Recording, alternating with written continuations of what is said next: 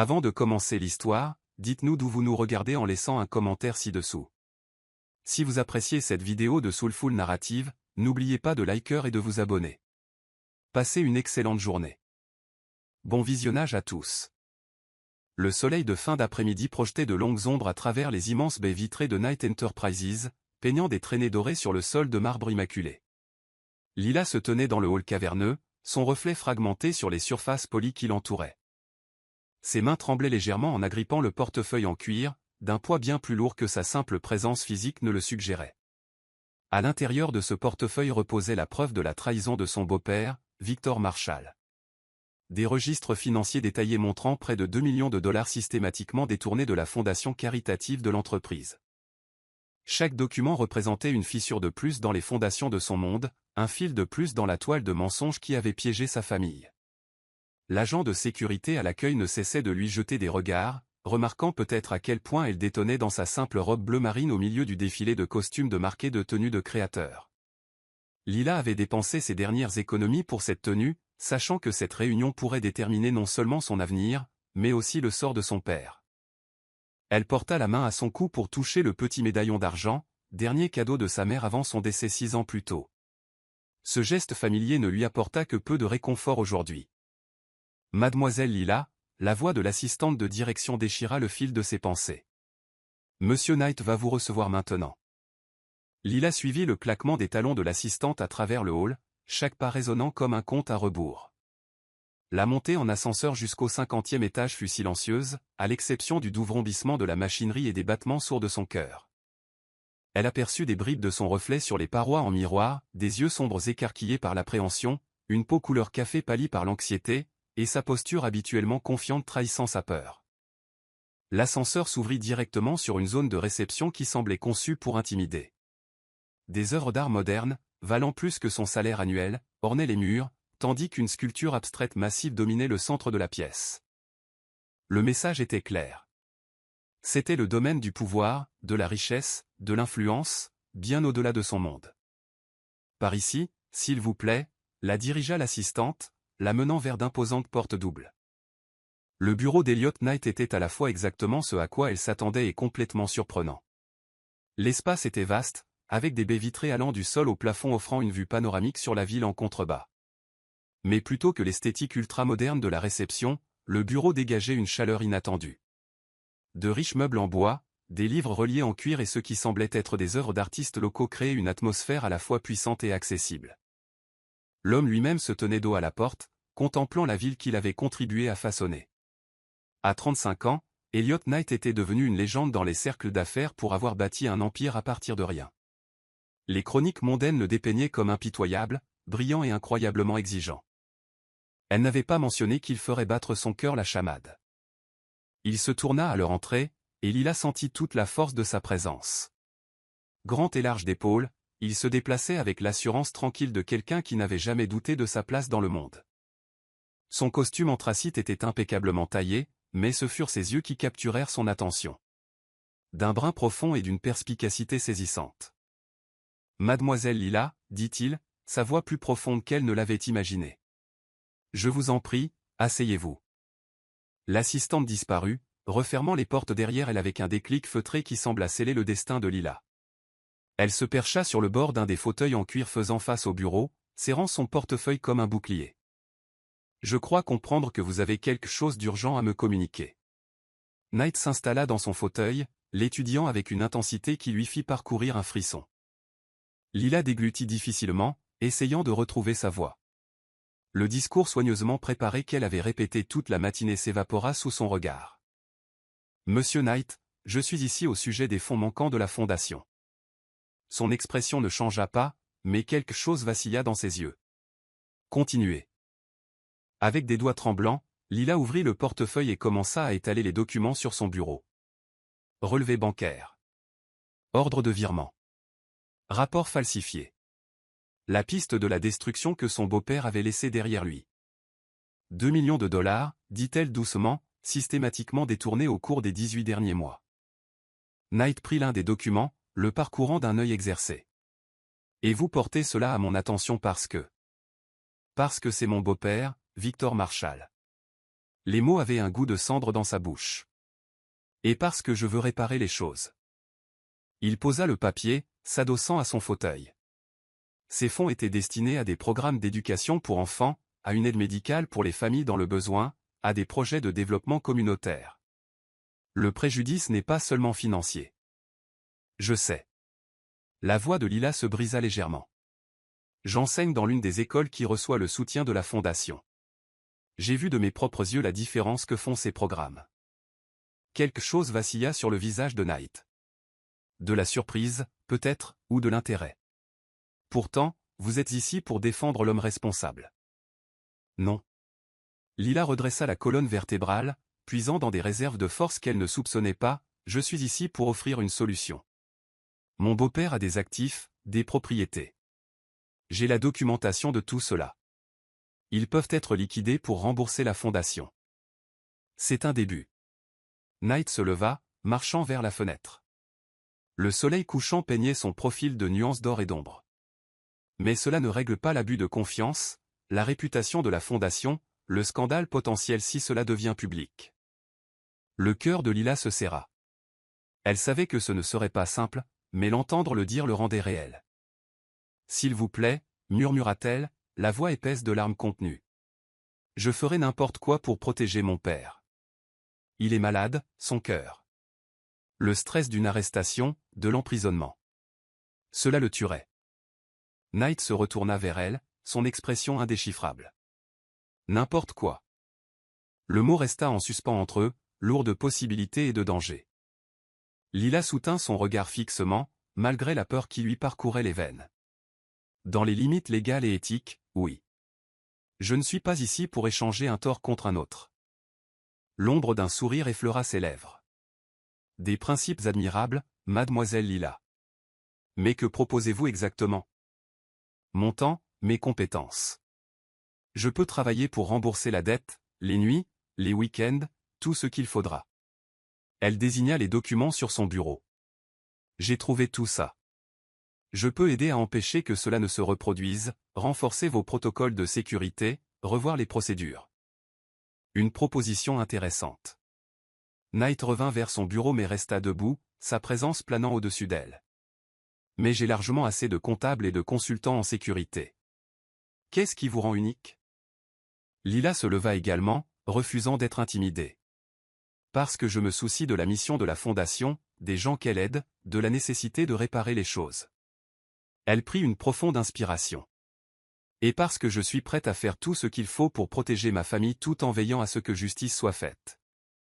Knight l'étudia un long moment, et Lila eut l'impression qu'il lisait en elle comme dans un livre ouvert. Finalement, il parla. 3 soirées. Pardon? La Fondation organise 3 événements caritatifs majeurs au cours des 2 prochaines semaines. Des ventes aux enchères de gala, des dîners de bienfaisance. Essentiel pour maintenir les relations avec les donateurs et la confiance du public. Il ramassa l'un des documents, le retournant dans ses mains. Assistez-y avec moi. Aidez à démontrer que tout va bien au sein de la Fondation. Votre présence, en tant que personne liée aux 2 côtés de cette situation, pourrait aider à apaiser les inquiétudes qui pourraient surgir. L'esprit de Lila tournait à plein régime. Ce n'était pas ce à quoi elle s'attendait, mais cela semblait presque trop simple. Et en échange? En échange, nous gardons cette affaire privée. Votre beau-père effectue la restitution par la liquidation de ses actifs, comme vous l'avez suggéré. Pas de poursuite pénale. Pas de scandale public. Ses yeux se plantèrent dans les siens. Mais, mademoiselle Lila, comprenez bien ceci. Si vous acceptez, vous devez vous engager pleinement dans ce rôle. Ces événements exigent de la sophistication, du charme, la capacité de naviguer dans des eaux sociales complexes tout en maintenant une discrétion absolue. Les implications étaient claires. Elle devrait jouer le rôle d'une personne de son monde, quelqu'un digne d'être vu au bras d'Elliot Knight. Le défi était énorme. Mais les enjeux l'étaient encore plus. Avons-nous un accord? Knight tendit sa main au-dessus du bureau. Lila regarda sa main tendue, puis son visage. Dans ses yeux, elle vit quelque chose d'inattendu. Pas la froideur d'un homme d'affaires concluant une transaction, mais la lueur de quelque chose de plus chaud, de plus humain. Cela lui donna l'espoir que cet arrangement pourrait peut-être être surmonté en gardant sa dignité intacte. Elle plaça sa main dans la sienne, essayant d'ignorer l'étincelle électrique qui la parcourut au contact. « Nous avons un accord, Monsieur Knight. » Ses doigts se refermèrent sur les siens, chauds et forts. « Elliot, je vous en prie. Si nous devons mener cela à bien de manière convaincante, nous devrions au moins nous tutoyer et nous appeler par nos prénoms. » Elliot, répéta T.L. doucement, le nom semblant intime sur sa langue. Il relâcha sa main, mais la chaleur persista. « Mon assistante vous contactera pour les détails. Le premier événement a lieu demain soir. » Il fit une pause, puis ajouta, « Ne vous inquiétez pas pour la tenue. Tout sera arrangé. » Lila rassembla ses documents avec des doigts tremblants, son esprit tourbillonnant déjà avec les implications de ce qu'elle venait d'accepter. Alors qu'elle atteignait la porte, sa voix l'arrêta. « Lila. » Elle se retourna, surprise qu'il utilise son prénom. Il la regardait avec la même expression indéchiffrable. « Vous êtes soit très courageuse, soit très imprudente d'être venue ici aujourd'hui. Je suis curieux de savoir laquelle des deux. » Elle soutint son regard une dernière fois. « Peut-être que je suis les deux. » L'ombre d'un sourire revint sur ses lèvres. « Peut-être bien. À demain soir. » Lila quitta son bureau sur des jambes chancelantes, le poids du portefeuille remplacé par le fardeau plus lourd de leur accord. Alors que l'ascenseur descendait, elle surprit à nouveau son reflet dans les parois en miroir. La même femme la regardait, mais quelque chose avait changé. Dans ses yeux se mêlaient la peur et la détermination, le désespoir et l'espoir. Elle toucha à nouveau le médaillon de sa mère, puisant de la force dans le métal familier. « Je vais arranger ça, » murmura-t-elle à son reflet. « Quoi qu'il en coûte. » Le hall de marbre semblait différent en sortant, la lumière dorée du soleil remplacée par les bleus profonds du soir approchant. En sortant dans l'air frais, Lila sentit les premiers frémissements de quelque chose d'inattendu sous son anxiété et sa peur, une curiosité pour l'homme qu'elle venait de rencontrer et pour les 3 nuits qui l'attendaient. Ce qu'elle ne pouvait pas savoir alors, c'était à quel point ces 3 nuits allaient tout changer, son monde, son cœur et le cours même de sa vie. Chapitre 2, la première soirée. La robe arriva à 15 heures précises, apportée par un coursier aux gants blancs qui manipulait la housse à vêtements comme si elle contenait de l'or filé. Les mains de Lila tremblaient en ouvrant la fermeture éclair, révélant une création qui lui coupa le souffle. La robe était d'un bleu nuit, la couleur des rêves et des étoiles lointaines, avec de délicates perles brodées qui attrapaient la lumière comme des gouttes de rosée à l'aube. Une note accompagnait la robe, écrite d'une écriture audacieuse et précise. Pour le gala de bienfaisance de l'hôpital pour enfants de ce soir. Une voiture arrivera à 19 heures. Dans la minuscule salle de bain de son appartement, elle passa des heures à se préparer, essayant de se transformer en quelqu'un digne d'une telle parure. Elle coiffa ses boucles naturelles en un chignon élégant, laissant quelques mèches encadrer son visage. La robe lui allait comme si elle avait été faite pour elle, ce qui, réalisa-t-elle soudain, était probablement le cas. À 19 heures précises, une élégante voiture noire s'arrêta devant son immeuble. Le chauffeur ouvrit la portière, révélant Elliot Knight assis à l'intérieur, son smoking le rendant encore plus séduisant que dans son costume d'affaires. Il se leva à son approche, ses yeux s'écarquillant légèrement en la détaillant. « Vous êtes » il fit une pause, semblant chercher le mot juste, « parfaite. » Ce simple compliment fit naître une chaleur dans sa poitrine. « Merci » murmura-t-elle, acceptant sa main alors qu'elle se glissait dans la voiture. « La robe est magnifique. » « La robe n'est qu'un cadre, » répondit-il à voix basse. « C'est vous, le chef-d'œuvre. » Le trajet jusqu'au gala fut empreint d'une légère tension, comme l'air avant un orage.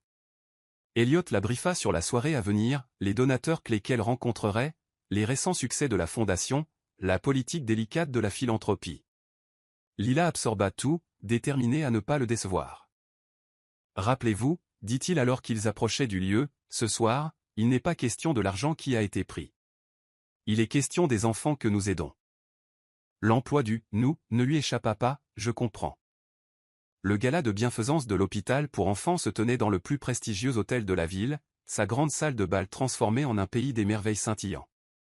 Des lustres en cristal projetaient une lumière arc-en-ciel sur la foule, tandis qu'une douce musique classique se faufilait dans l'air. Lila sentit le poids des regards sur eux alors qu'ils entraient, la main d'Elliot reposant légèrement au creux de ses reins. Elliot, une femme d'une 60aine d'années s'approcha, dégoulinante de diamants et de bonne volonté, « Nous commencions à penser que vous ne viendriez pas. » Madame Silverstone, Elliot sourit chaleureusement, je n'aurais manqué cela pour rien au monde. Puis-je vous présenter Lila, l'une des plus ferventes ambassadrices de notre fondation?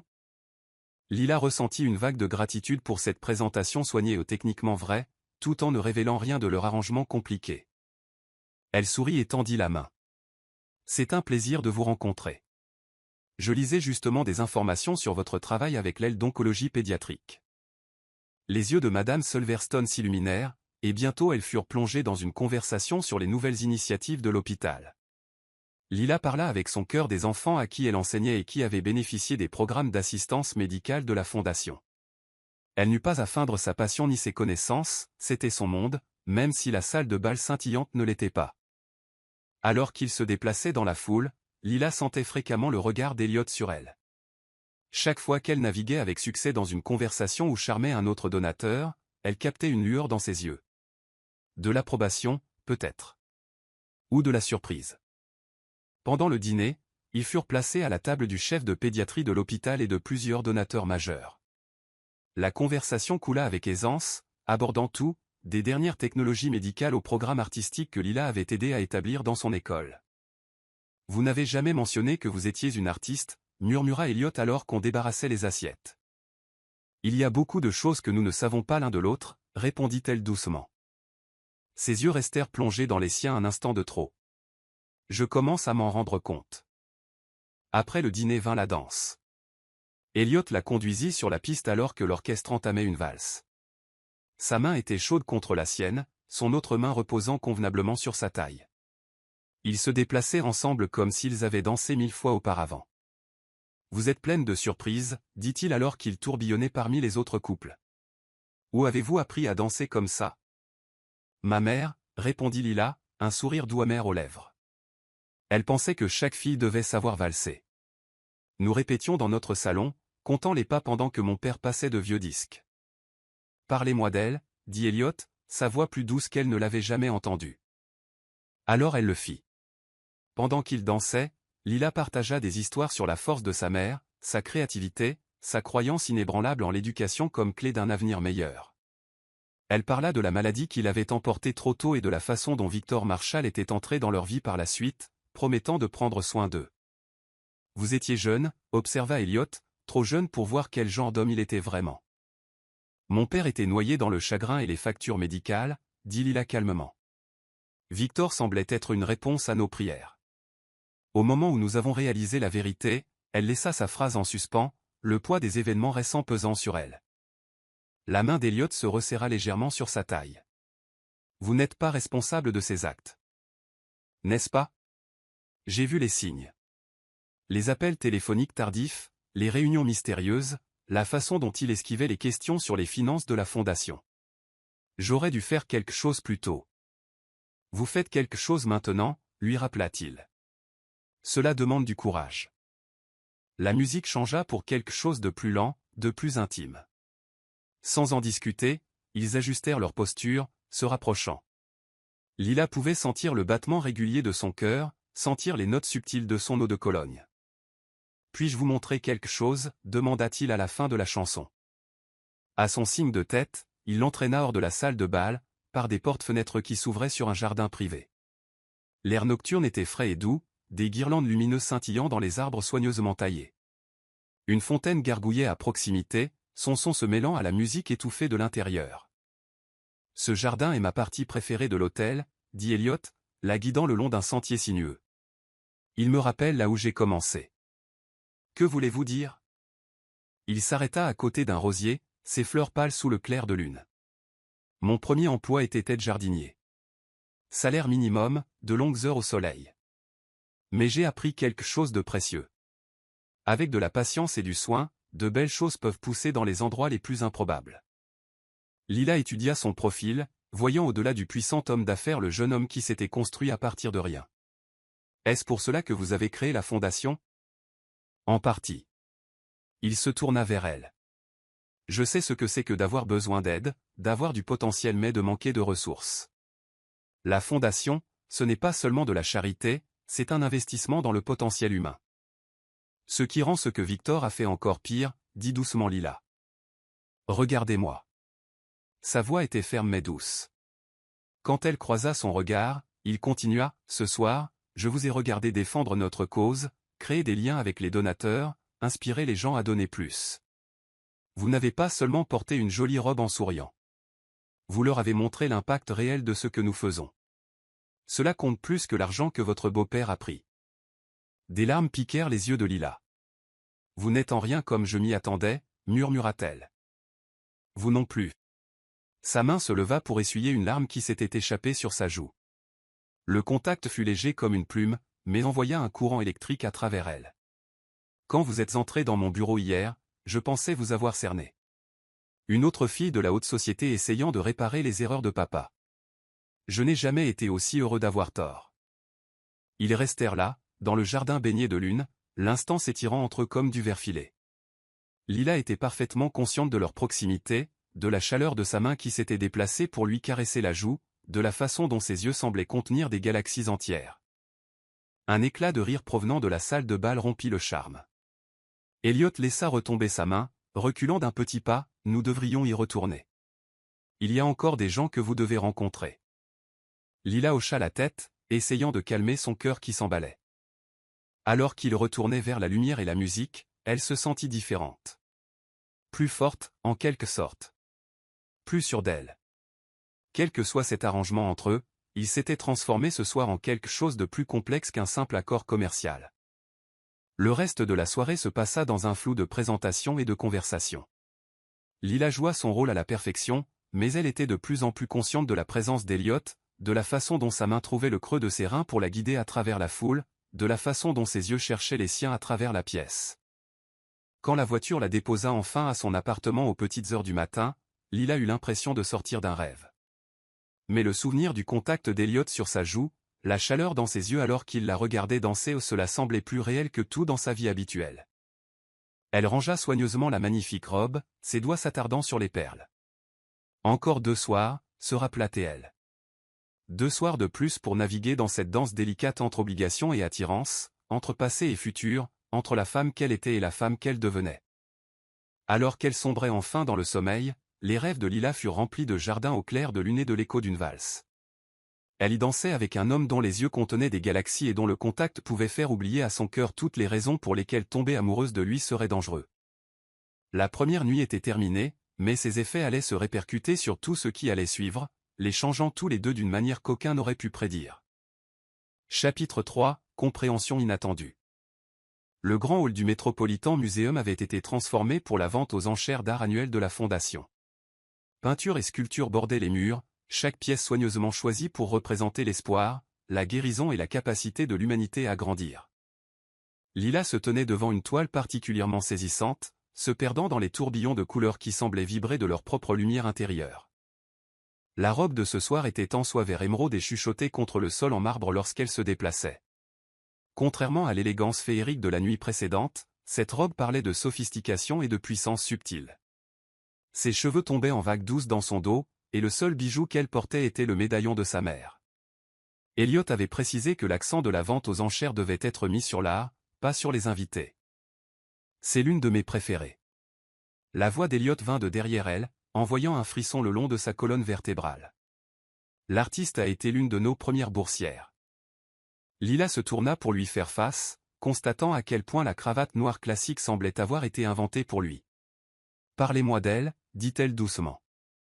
Helena Wong. Elle avait 16 ans, vivait dans un refuge avec sa mère après avoir échappé à une situation de violence. Il se plaça à côté d'elle, tous deux face au tableau. La fondation a fourni du matériel d'art, une thérapie, une éducation. Maintenant, elle enseigne à l'Institut d'art et parraine d'autres jeunes artistes. Les couleurs. Lila traça l'air devant la toile, suivant une strie de bleu particulièrement vibrante. C'est comme des émotions rendues visibles. C'est exactement ce qu'elle a dit quand elle en a fait don. Elliot regarda sa main se déplacer dans l'air. Vous comprenez l'art. Je comprends le besoin de créer de la beauté à partir de la douleur. Elle baissa la main, sentant ses yeux sur son profil. Parfois, c'est le seul moyen de survivre. L'instant s'étira entre eux, lourd de compréhension tacite. Puis la conservatrice s'approcha, brisant leur bulle privée avec la logistique de la soirée. Lila écouta attentivement la femme expliquer les procédures de la vente aux enchères et mettre en évidence les pièces clés qu'il devrait promouvoir auprès de donateurs spécifiques. Mademoiselle Lila m'assistera pour la section contemporaine, informa Elliot à la conservatrice. Elle a un œil certain pour les artistes émergents. La conservatrice haussa légèrement les sourcils, mais se reprit rapidement. Bien sûr. Le groupe Carter est particulièrement intéressé par cette catégorie. Il cherche à faire un don important ce soir. Alors qu'il se déplaçait dans la foule grandissante, Lila se sentit plus confiante que lors du gala de la veille. L'art était un langage qu'elle parlait couramment, ayant passé d'innombrables heures dans les musées pendant ses années d'université, étudiant comment différents artistes traduisaient l'expérience humaine sous forme visuelle. Le coup de pinceau ici, expliqua-t-elle à un couple intéressé, montre le voyage de l'artiste du chaos à l'ordre. Voyez comment les traits deviennent plus contrôlés à mesure que votre œil se déplace sur la toile? Cela reflète la mission de la Fondation, aider les gens à trouver leur chemin de la turbulence à la stabilité. Elliot, parlant avec un autre groupe à proximité, croisa son regard et sourit. La chaleur dans son expression fit battre son cœur. La vente aux enchères elle-même fut une démonstration magistrale de collecte de fonds sophistiqués. Elliot naviguait dans la salle avec une aisance consommée. Mais Lila remarqua comment il semblait toujours conscient d'où elle se trouvait, comment son corps s'orientait vers elle-même lorsqu'il parlait à d'autres.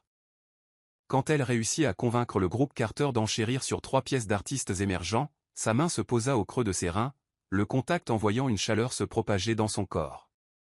Pendant une brève accalmie, ils se retrouvèrent dans un coin tranquille de la galerie. « Vous êtes remarquable, dit doucement Elliot. Tout le monde est sous votre charme. Je suis juste honnête à propos de l'art, objecta Lila. Ces pièces parlent d'elles-mêmes. C'est plus que ça. Il se tourna complètement vers elle. Vous voyez l'histoire derrière chaque pièce, l'humanité dans les coups de pinceau. Il est rare de trouver quelqu'un qui regarde au-delà de la surface. Leurs regards se croisèrent, et Lila sentit l'air entre eux se charger de possibilités. Parfois, dit-elle prudemment, les belles choses cachent des vérités douloureuses. Comme vous? La question était douce mais directe. Le souffle de Lila se coupa. Je ne cache rien. Vous savez pourquoi je suis ici? Vraiment? Il s'approcha, sa voix baissant d'un ton. Parce que la femme avec qui j'ai passé ces soirées semble très différente de la fille désespérée qui est entrée dans mon bureau. Peut-être que je suis les deux, murmura-t-elle, faisant écho à ces paroles de leur première rencontre. Peut-être que nous avons tous des facettes différentes, des histoires différentes. Racontez-m'en une des vôtres, suggéra-t-il, la conduisant vers une alcôve isolée où un petit jardin de sculpture créait un espace intime. Quelque chose de vrai. Lila toucha le médaillon de sa mère, puisant de la force dans sa présence familière. Quand j'étais plus jeune, avant que ma mère ne tombe malade, nous visitions cette petite galerie dans notre quartier. Le propriétaire me laissait m'asseoir pendant des heures, esquissant les peintures. Je voulais être artiste à l'époque. Qu'est-ce qui a changé? La réalité. Les factures médicales, le besoin d'un revenu stable. Elle sourit tristement. Enseigner l'art aux enfants est devenu mon compromis. Un moyen de garder le rêve en vie tout en étant pratique. Et maintenant? Créez-vous toujours? Parfois. Tard dans la nuit, quand je n'arrive pas à dormir. Elle baissa les yeux sur ses mains.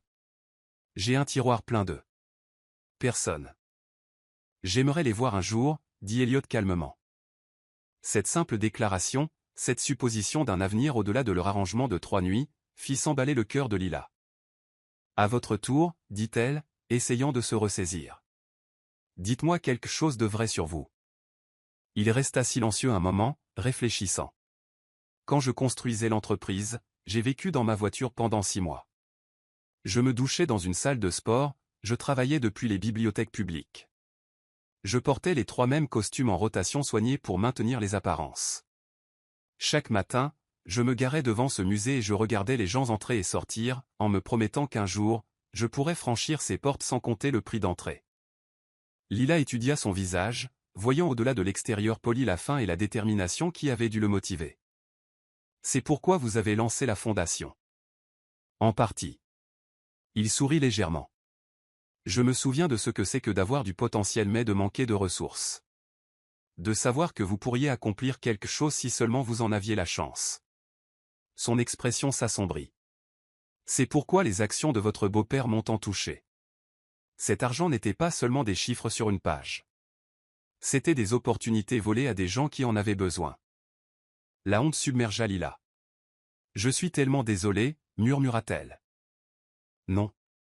Sa main attrapa doucement son menton, la forçant à soutenir son regard. Nous avons déjà eu cette discussion. Vous n'êtes pas responsable de ces choix. Mais je suis responsable de réparer les choses, insista-t-elle. Est-ce tout ce que c'est pour vous? Réparer les choses? La question resta en suspens entre eux, lourde de sous-entendus. Le cœur de Lila battait à tout rompre alors qu'elle réalisait à quel point ils étaient proches, comment sa main avait glissé de son menton pour caresser sa joue, comment ses yeux semblaient l'attirer comme par gravité. Commença-t-elle, mais elle fut interrompue par la conservatrice qui appelait Elliot. Un donateur majeur avait besoin de son avis sur une guerre d'enchères qui avait éclaté pour l'une des pièces phares. L'instant se brisa comme du verre filé. Elliot laissa tomber sa main, bien que ses yeux s'attardèrent sur son visage. Nous devrions y retourner. Le reste de la soirée se passa dans un flou de conscience accru. Chaque contact accidentel, chaque regard partagé, chaque moment où leurs chemins se croisaient semblait chargé d'une nouvelle signification. Lila se surprit à le regarder quand il ne regardait pas, la façon dont il commandait l'attention sans la chercher, comment son sourire s'adoucissait en parlant du travail de la fondation, l'intérêt sincère qu'il montrait à chaque personne à qui il parlait. Alors qu'il travaillait la salle, elle commença à remarquer de petites choses qu'elle n'avait pas vues auparavant. Comment il se positionnait toujours entre elle et les grands groupes, créant une zone tampon quand elle semblait dépassée. Comment il guidait subtilement les conversations loin des sujets qui la mettaient mal à l'aise. Comment sa main trouvait son coude ou le creux de ses reins, non pas de manière possessive, mais pour la soutenir. La vente aux enchères fut un immense succès, récoltant plus du double du total de l'année précédente. Alors que la soirée touchait à sa fin, Lila se retrouva à nouveau devant le tableau d'Elena Wong, laissant ses couleurs tourbillonnantes calmer ses pensées tumultueuses. « Toujours votre préféré ?» demanda Elliot, apparaissant à ses côtés. « Elle me rappelle quelque chose que ma mère disait » répondit Lila. « Que l'art ne consiste pas à faire de jolies images, mais à aider les gens à se sentir moins seuls. Votre mère semblait être une femme sage. » Elle l'était. Lila toucha son médaillon. « Elle vous aurait apprécié, je pense. » Cette simple déclaration sembla le toucher profondément. Ils restèrent un moment dans un silence complice avant qu'ils ne reprennent la parole. « La voiture attend. Puis-je vous raccompagner ?» Le trajet fut silencieux, rempli de mots non dits et de regards persistants. Quand ils arrivèrent à son immeuble, Elliot sortit pour lui ouvrir la portière, l'aidant à sortir de la voiture avec la grâce d'un gentleman. « Merci, dit-elle doucement, de m'avoir fait confiance ce soir. Merci d'avoir prouvé que ma confiance était bien placée. » Il fit une pause, puis ajouta, plus qu'une nuit. Le rappel de leur arrangement lui serra le cœur. Plus qu'une nuit, répéta-t-elle. Il tendit la main, glissant une mèche de cheveux derrière son oreille, ses doigts s'attardant juste un instant contre sa peau. Dormez bien, Lila. Elle regarda la voiture disparaître dans la nuit, sa peau picotant encore là où il l'avait touchée. À l'intérieur de son appartement, elle rangea soigneusement la robe émeraude, essayant de ne pas penser au vide de son placard lorsque ses pièces de glamour empruntées auraient disparu. Alors qu'elle se préparait pour le lit, Lila surprit son reflet dans le miroir et se reconnut à peine. Ce n'était pas le maquillage sophistiqué ou la coiffure élégante. C'était le regard dans ses yeux, la façon dont elle se tenait, comme si quelque chose de fondamental avait changé en elle. Elle sortit son carnet de croquis pour la première fois depuis des mois, laissant son crayon tracer les lignes de la mémoire, la courbe de son sourire, la force de ses mains, la chaleur dans ses yeux quand il la regardait. Le dessin prit forme sous ses doigts, devenant plus qu'un simple portrait. C'était une confession au graphite et à l'ombre, une vérité qu'elle n'était pas prête à dire à voix haute. Plus qu'une nuit, pensa-t-elle en s'endormant enfin. Une nuit de plus pour prétendre que cela pouvait être réel. Qu'elle pouvait appartenir à son monde d'art, d'élégance et de possibilités. Mais pendant qu'elle rêvait, son esprit rejouait le moment dans le jardin de sculpture, la sensation de sa main sur sa joue, la question dans ses yeux à laquelle elle n'avait pas eu la chance de répondre. Et dans ses rêves, elle était assez courageuse pour lui dire la vérité, que cela était devenu bien plus que de simplement réparer les choses. Chapitre 4 – Une connexion grandissante. La salle de concert brillait comme un joyau dans la lumière du soir, son architecture classique témoignant d'une beauté intemporelle. À l'intérieur, l'atmosphère crépitait d'anticipation, non seulement pour la performance de la nuit, mais pour ce qu'elle représentait. C'était la dernière soirée de l'arrangement de Lila et Elliot, et tous deux sentaient le poids de la fin planer au-dessus d'eux comme une ombre. La robe de ce soir était différente des autres. Une création d'un bordeaux profond qui semblait capturer et retenir la lumière, donnant à Lila l'impression de rayonner de l'intérieur. Ses cheveux étaient coiffés en un chignon élégant, exposant la ligne gracieuse de son cou.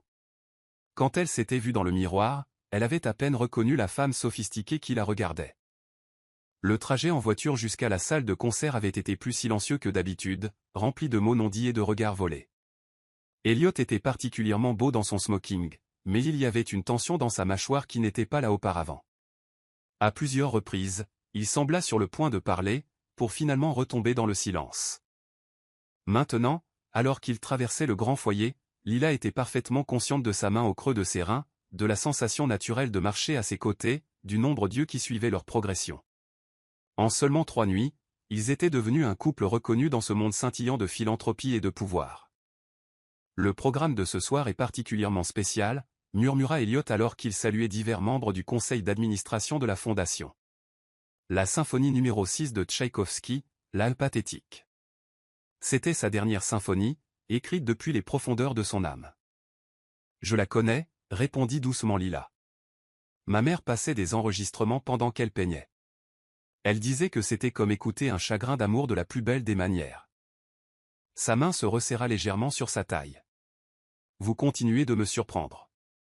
Avant qu'elle ne puisse répondre, ils furent approchés par un couple âgé élégant, les principaux mécènes de l'orchestre. Lila regarda Elliot les engager en douceur dans une conversation sur la nouvelle initiative d'éducation musicale de la Fondation, fournissant des instruments et des leçons aux enfants défavorisés.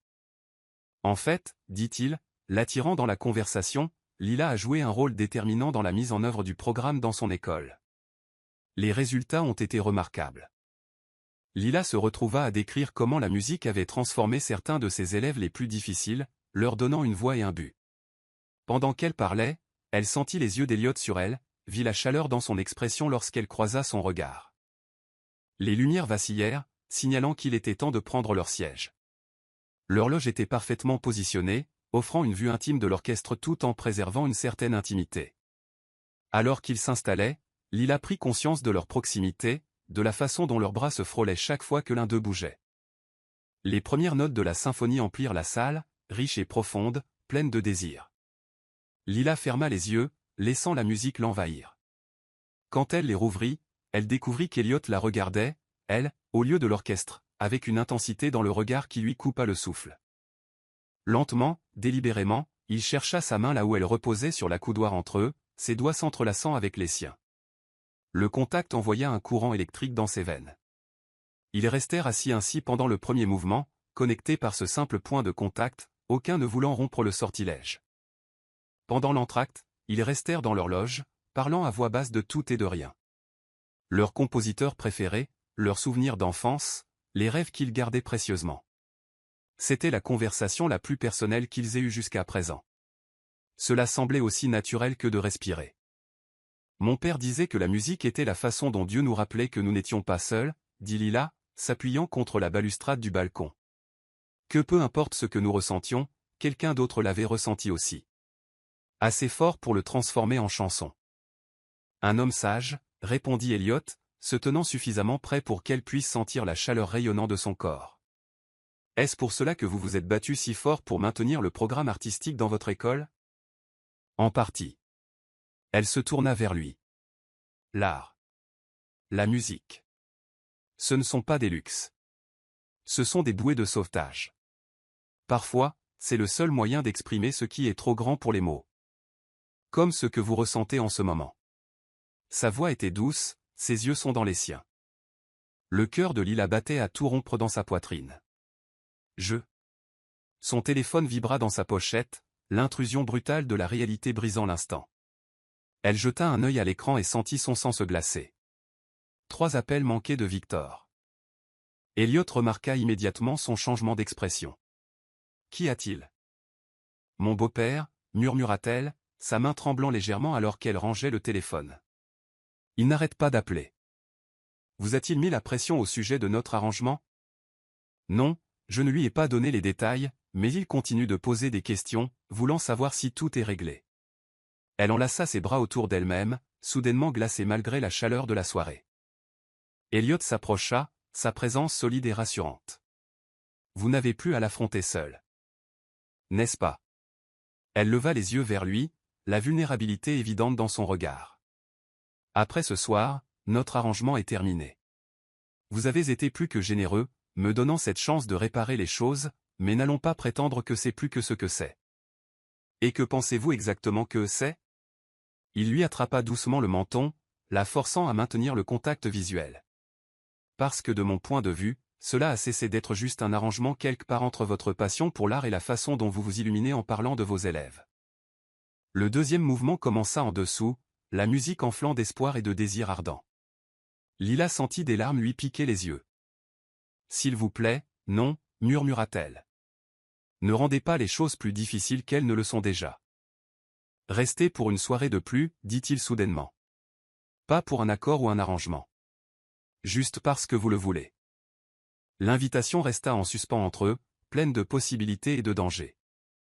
Avant que Lila ne puisse répondre, ils furent interrompus par le retour d'autres spectateurs dans les loges voisines. L'instant se brisa, les laissant tous deux endoloris par les mots non dits. Le reste de la performance se déroula dans un brouillard d'émotions, la musique semblant exprimer tout ce qu'il ne pouvait pas dire. Pendant le célèbre Adagio lamentoso, Lila sentit des larmes couler sur ses joues. Sans un mot, Elliot lui offrit son mouchoir, ses doigts frôlant les siens dans un contact qui ressemblait à une promesse.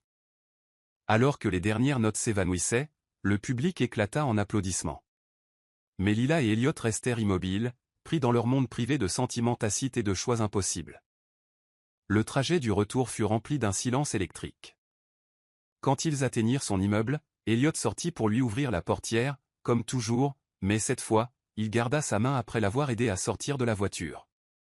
À propos de ce que j'ai dit, murmura-t-il, son pouce traçant des cercles sur sa paume. Une soirée de plus. Sans attente, sans arrangement. Juste nous. Lila leva les yeux vers lui, voyant la sincérité dans ses yeux, la vulnérabilité pleine d'espoir qui correspondait à la sienne. J'y réfléchirai, promit-elle doucement. Il porta la main de Lila à ses lèvres, déposant un baiser délicat sur ses jointures. Le geste était démodé, romantique, et il fit manquer plusieurs battements à son cœur. Bonne nuit, Lila, dit-il, sa voix riche d'émotions inexprimées. Elle regarda la voiture disparaître dans la nuit, sa main picotant encore là où ses lèvres l'avaient touchée. À l'intérieur de son appartement, elle rangea soigneusement la robe bordeaux, essayant de ne pas penser au fait que c'était peut-être la dernière robe de ce genre qu'elle porterait. Alors qu'elle se préparait pour le lit, son téléphone vibra à nouveau. Victor. Cette fois, elle laissa l'appel aller vers la messagerie vocale, ne voulant pas que sa voix entache le souvenir de cette soirée. Mais son insistance la laissa mal à l'aise, un nuage sombre menaçant la qualité onirique des 3 dernières nuits. Assise à son petit bureau, Lila sortit son carnet de croquis et commença à dessiner. Les images coulaient de son crayon, le profil d'Elliot dans la loge de la symphonie, leurs mains jointes, la façon dont il la regardait quand il pensait qu'elle ne le remarquerait pas. Chaque croquis était un souvenir, un moment qu'elle voulait préserver avant que la réalité ne la rattrape. Le dernier dessin était différent. Une sorte d'autoportrait, la montrant telle qu'elle était apparue ce soir dans la robe bordeaux, mais avec des ombres rampant sur les bords de la page. Il capturait exactement ce qu'elle ressentait, prise entre deux mondes, entre qui elle était et qui elle pourrait être, entre le devoir et le désir. Alors qu'elle s'allongeait enfin pour dormir, l'esprit de Lila tourbillonnait de possibilités. L'invitation d'Elliot résonnait dans ses pensées, la tentant avec la promesse de plus. Plus de soirées, plus de regards partagés, plus de cette connexion qui avait grandi entre eux comme une fleur délicate poussant à travers le béton. Mais les appels manqués de Victor pesaient sur sa conscience, lui rappelant ses obligations et les conséquences. Tout avait un prix. Elle le savait mieux que quiconque point et la question était la suivante, quel prix devrait-elle payer pour suivre son cœur, ses rêves? Cette nuit-là, ses rêves ne furent qu'un chaos de musique et de souvenirs, la symphonie de Tchaïkovski s'entrelaçant avec des scènes des 3 soirées précédentes, chaque instant teinté à la fois de joie et de mélancolie. Et à travers tout cela, la voix d'Elliot lui demandant de rester, lui offrant un choix qu'elle n'aurait jamais pensé devoir faire. Ce qu'elle ne pouvait savoir, alors qu'elle sombrait enfin dans un sommeil plus profond, c'est que des forces étaient déjà à l'œuvre qui prendraient la décision pour elle, des forces qui mettraient à l'épreuve non seulement leurs sentiments naissants, mais aussi tout ce qu'ils croyaient savoir sur la confiance, la vérité et le prix de la liberté. Chapitre 5. Le point de rupture. La soirée qui aurait dû être leur 4e ensemble se leva, grise et menaçante, comme si le temps lui-même pressentait le tournant à venir. Elliot passa la journée distrait, vérifiant son téléphone plus souvent qu'il ne l'avait fait depuis des années, espérant voir un message de Lila confirmant qu'elle le rejoindrait ce soir-là. Le restaurant qu'il avait choisi était intime, loin des scènes sociales scintillantes de leur soirée précédente, un petit établissement italien dans le quartier historique, où le chef faisait encore les pâtes à la main et où la cave à vin recelait des secrets transmis de génération en génération.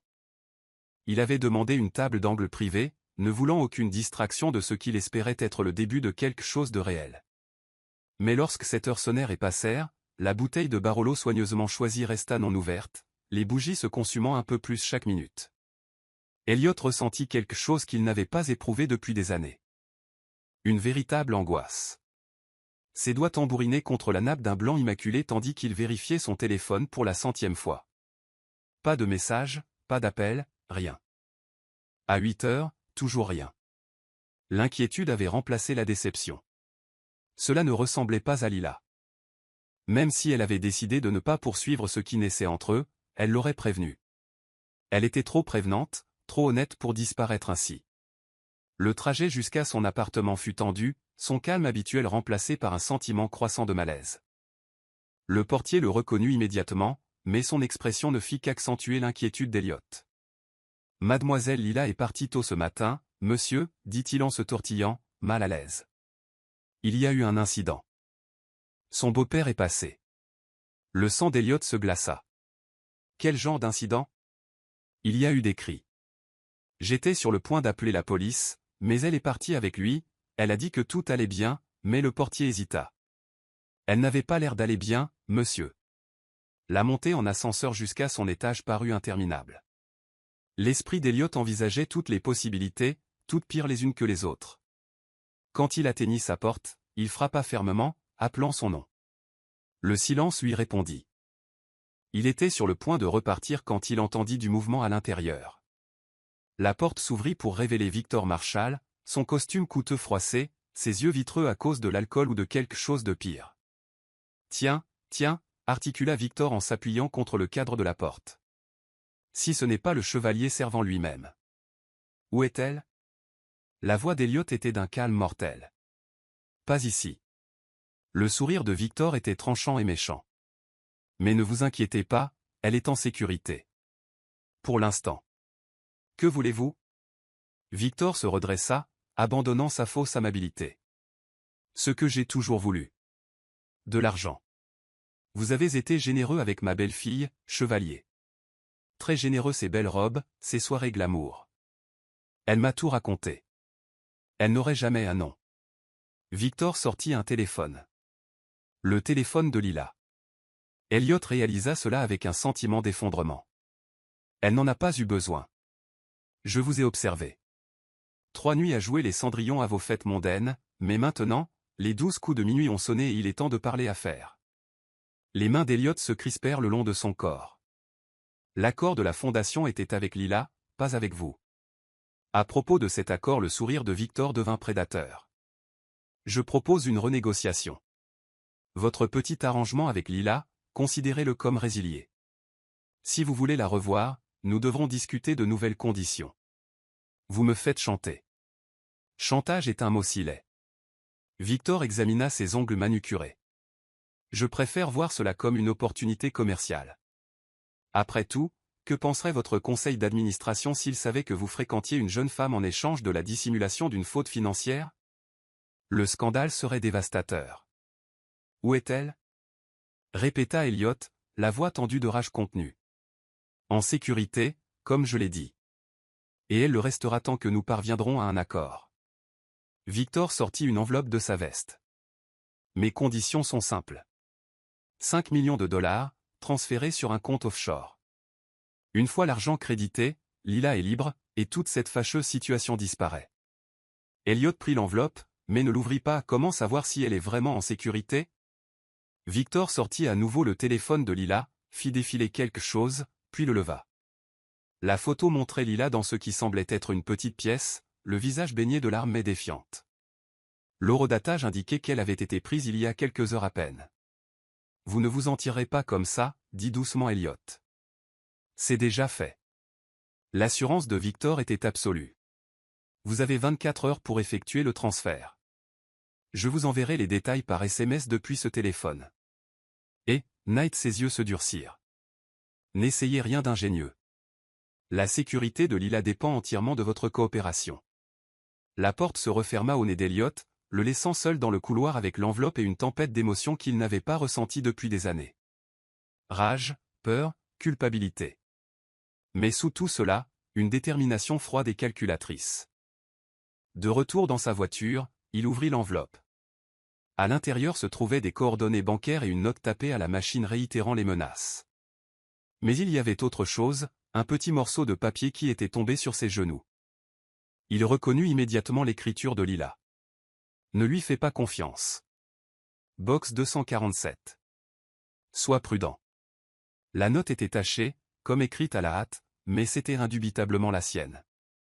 Elliot démarra la voiture, son esprit formulant déjà des plans. Victor pensait peut-être détenir toutes les cartes, mais il avait sous-estimé deux choses très importantes. Les ressources d'Elliot et l'intelligence de Lila. Les heures suivantes furent un tourbillon d'activités. Des appels furent passés, des vidéos de surveillance examinées, et les pièces d'un puzzle commencèrent à s'assembler. Le désespoir de Victor n'était pas seulement lié à l'argent, il s'agissait de survie. Ses dettes de jeu étaient bien plus importantes que le vol à la fondation, et les gens à qui il devait de l'argent n'étaient pas connus pour leur patience. À minuit, Elliot avait une image plus claire de la situation. L'entrepôt de stockage fut facile à trouver, l'un de ces endroits anonymes à la périphérie de la ville. Le box 247 était enregistré au nom d'une société écran qu'il ne fallut que quelques minutes pour relier à Victor. Mais le timing était crucial. Si Victor soupçonnait son plan de s'effondrer, Lila pourrait être en danger plus grand encore. Chaque mouvement devait être calculé, chaque éventualité planifiée. Dans son bureau, entouré des preuves de sa réussite, Elliot sentit une vérité plus profonde s'installer en lui. Les 3 dernières nuits n'avaient pas été un arrangement ou un accord commercial. Elles avaient été un éveil. Lui montrant ce qui manquait à son monde si soigneusement construit. Il prit son téléphone privé et passa un dernier appel. « C'est l'heure, dit-il simplement. Mettez tout en mouvement. » Alors que l'aube approchait, des nuages d'orage s'amassaient sur la ville. Dans une petite pièce quelque part, Lila attendait, s'accrochant à l'espoir et au fait qu'elle avait réussi à laisser un indice. Et dans son bureau, Elliot Knight se préparait au combat, non pas avec les armes du monde des affaires, mais avec quelque chose de bien plus puissant, la détermination d'un homme qui avait enfin trouvé quelque chose pour lequel il valait la peine de se battre. Les 24 prochaines heures allaient tout changer. Des vies seraient transformées. Des vérités seraient révélées. Et le prix de la liberté serait enfin payé, non pas en argent, mais en courage, en confiance. Et en ce genre d'amour qui brise toutes les chaînes. Le tonnerre gronda au loin tandis qu'Elliot vérifiait sa montre une dernière fois. Le compte à rebours avait commencé. Et avec lui, le véritable test de ce qui avait grandi entre lui et Lila durant ces 3 nuits magiques. Il ne s'agissait plus de soirées arrangées ou d'obligations sociales. Il s'agissait de protéger quelqu'un qui était devenu plus précieux pour lui que n'importe quel accord commercial ou statut social. Dans la tempête grandissante, il s'autorisa un instant d'émotion pure, se souvenant du sourire de Lila. La sensation de sa main dans la sienne, la profondeur de la compréhension dans ses yeux quand elle le regardait. Puis il verrouilla ses sentiments, laissant une froide détermination prendre leur place. Victor Marshall n'avait aucune idée de ce qu'il avait réveillé, pas seulement un riche homme d'affaires, mais un homme qui avait trouvé quelque chose qu'il était prêt à protéger à tout prix. Le jeu était sur le point de changer, et Elliot Knight jouait pour de bon. Chapitre 6. La recherche. L'orage qui avait menacé toute la nuit éclata enfin sur la ville, la pluie s'abattant contre les fenêtres de l'étage exécutif de Knight Enterprises. Elliot se tenait devant les baies vitrées, son reflet fantomatique se découpant sur l'obscurité d'avant l'aube. Derrière lui, son bureau s'était transformé en centre de commandement. De multiples écrans affichaient des images de surveillance, des dossiers financiers et un réseau complexe des relations de Victor Marshall. Monsieur, son chef de la sécurité, Nathan Lee, s'approcha avec une tablette. Nous avons quelque chose des caméras de l'entrepôt de stockage. L'image était granuleuse mais suffisamment claire pour montrer la voiture de Victor arrivant tôt ce matin-là, Lila sur le siège passager. Elle semblait consciente mais en détresse. Plus révélateur encore était la seconde voiture qui arriva quelques minutes plus tard, un SUV noir aux vitres teintées et sans plaque d'immatriculation. Lancez la reconnaissance faciale sur le chauffeur, ordonna Elliot, étudiant la silhouette floue qui émergea brièvement du SUV, et donnez-moi tout sur les contacts de jeu de Victor des 6 derniers mois. Sa détective privée, Sofia Alvarez, consultait déjà les dossiers. Ses dettes sont plus profondes que nous le pensions, rapporta TL, ses doigts volant sur son clavier. Il doit de l'argent à la famille Romanov. La mâchoire d'Elliot se contracta. Les Romanov étaient tristement célèbres dans les bas-fonds de la ville, des usuriers qui s'étaient tournés vers des formes plus sophistiquées de criminalité financière. S'ils étaient impliqués, la situation était encore plus dangereuse qu'ils ne l'avaient craint. Il y a plus, continua Sofia. Victor a déplacé de l'argent via une série de sociétés écrans, et pas seulement les fonds de la fondation. On parle de dizaines de millions. Il dirigeait un système de détournement de fonds sophistiqué à travers plusieurs organisations. La fondation n'était que la pointe de l'iceberg, murmura Elliot. Lila n'en avait aucune idée. Monsieur, son assistante apparut avec un téléphone prépayé. C'est l'heure de l'appel de contrôle prévu. Elliot prit le téléphone, son expression se durcissant. L'appel se connecta après une sonnerie. À l'heure, la voix de Victor était suffisante. Avez-vous eu l'occasion de réfléchir à mon offre? Je transfère l'argent maintenant, répondit froidement Elliot, mais je veux une preuve que Lila va bien. Si inquiet du bien-être de ma belle-fille, ricana Victor. Ne vous inquiétez pas, elle va bien.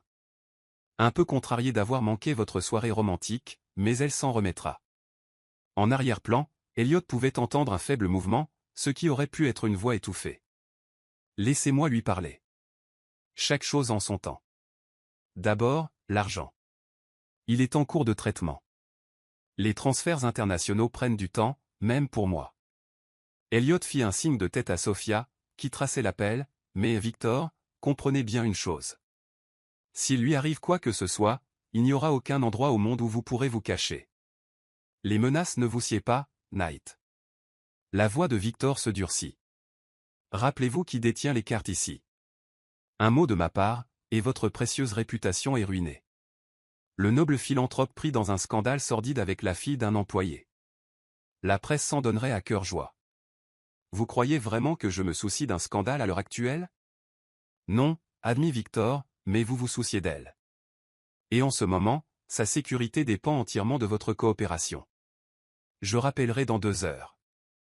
Ayez l'argent prêt. La ligne coupa. Sofia leva les yeux de son ordinateur. On l'a. Le signal provient du quartier industriel, près des anciens chantiers navals. C'est à 10 miles de l'entrepôt de stockage, nota Nathan. Il essaie de créer une fausse piste. Elliot se retourna vers les fenêtres, regardant la foudre fendre le ciel. Parlez-moi du box de stockage. Le box 247 est au 2e étage. Nathan afficha les plans de l'installation. Point d'accès limité. Bonne visibilité sur les environs. Si Victor la retient là-bas, il a bien choisi. Non. Elliot secoua la tête. La note de Lila ne nous disait pas où elle était. Elle nous disait où trouver autre chose. Quelque chose dont Victor ignore l'existence.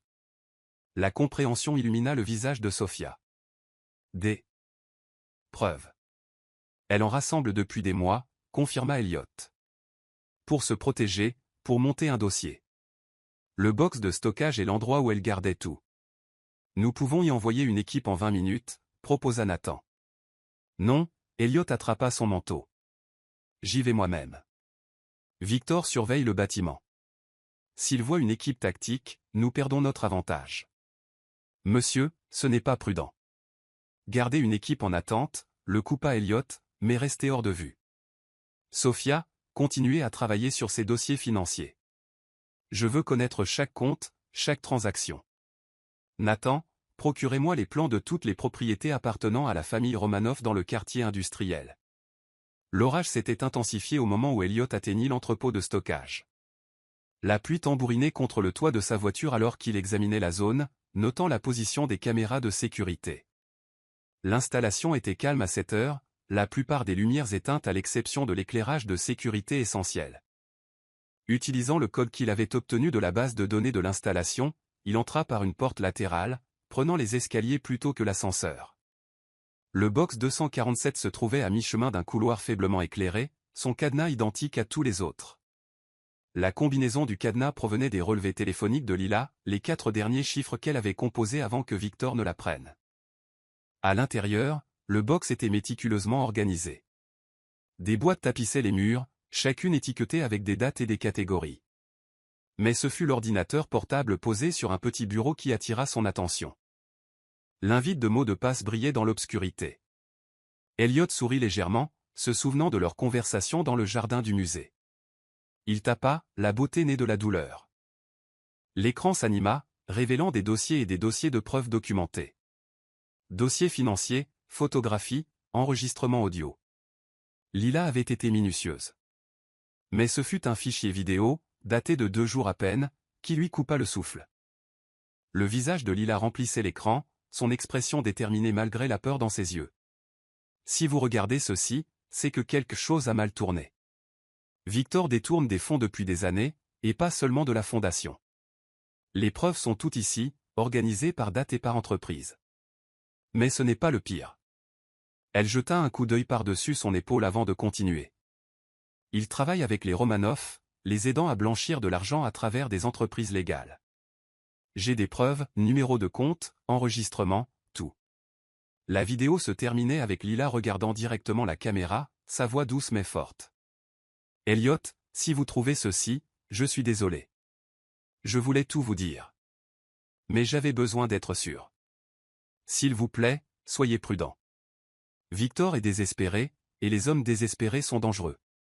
Le tonnerre gronda à l'extérieur tandis qu'Elliot copiait les fichiers sur un disque sécurisé. Son téléphone vibra. Sofia avait envoyé l'emplacement de 3 propriétés Romanov dans le quartier industriel. L'une était un entrepôt abandonné près de l'endroit où ils avaient tracé l'appel de Victor. De retour dans sa voiture, Elliot contacta son équipe. Sofia, envoyez tout ce que nous venons de trouver à la division des crimes financiers du FBI.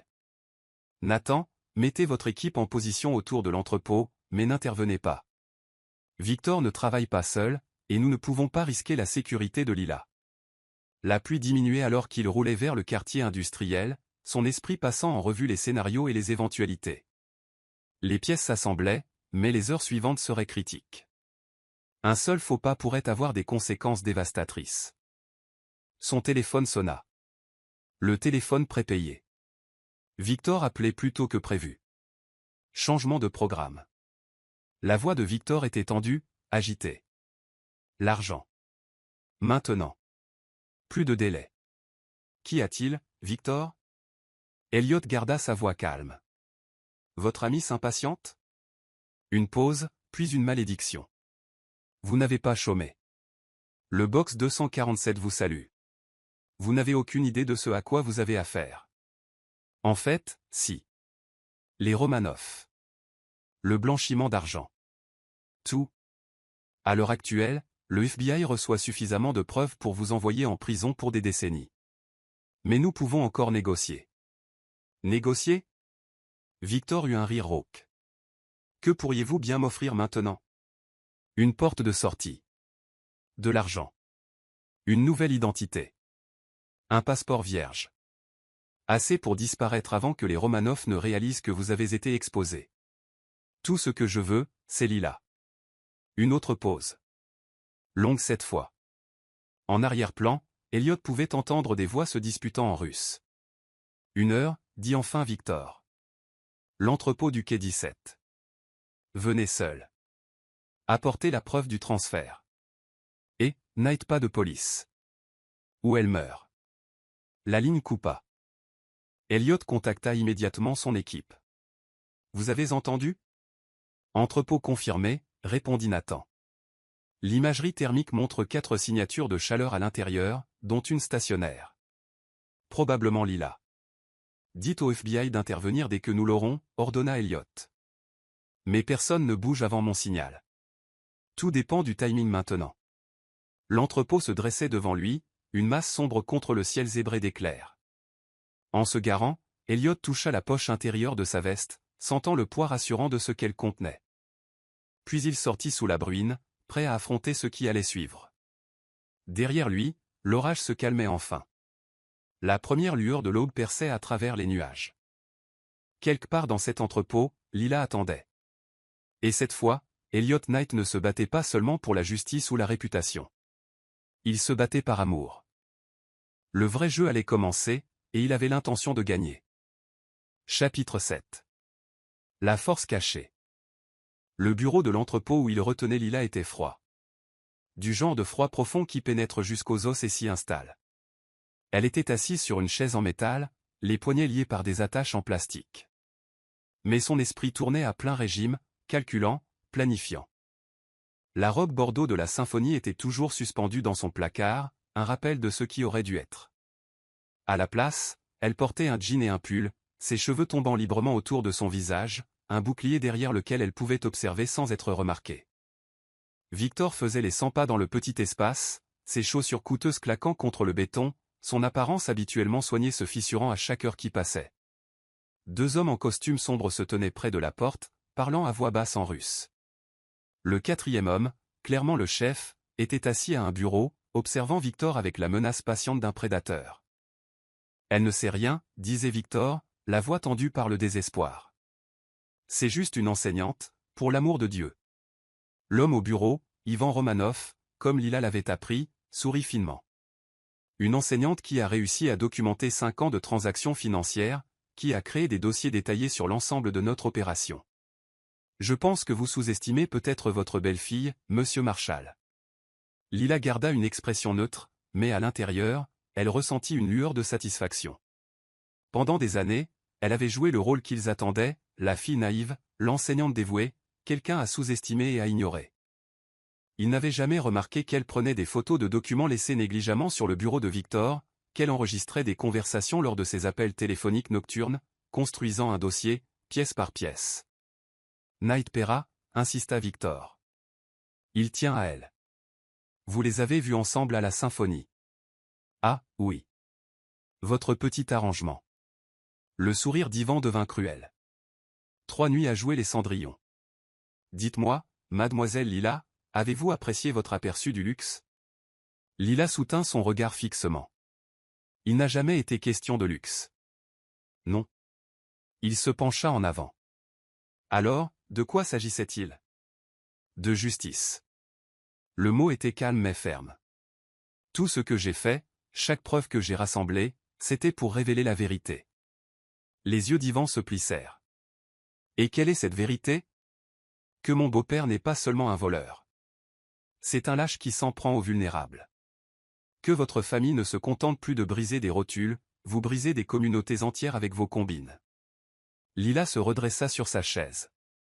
Je sais pour les sociétés écrans, les fausses œuvres caritatives, comment vous les utilisez pour blanchir de l'argent à travers des entreprises légales. Je sais tout. Le silence qui suivit fut assourdissant. Victor avait cessé de faire les 100 pas. Son visage était vidé de sa couleur. Les gardes près de la porte s'agitèrent, mal à l'aise. Ivan se leva lentement, contournant le bureau pour l'étudier de plus près. Impressionnant. Mais dites-moi, qu'espériez-vous accomplir? Vous deviez sûrement savoir à quel point ces informations pouvaient être dangereuses. J'espérais protéger les gens, répondit simplement Lila. Les enfants qui ont perdu des opportunités parce que vous avez volé des fondations caritatives, les petites entreprises détruites par vos opérations d'usure, les familles déchirées par vos combines. De nobles objectifs, la voix d'Ivan était douce, dangereuse, mais peut-être mal avisée. Vous voyez, le monde n'est pas aussi simple que vous l'imaginez. Il y a des mots nécessaires, des compromis qui doivent être faits.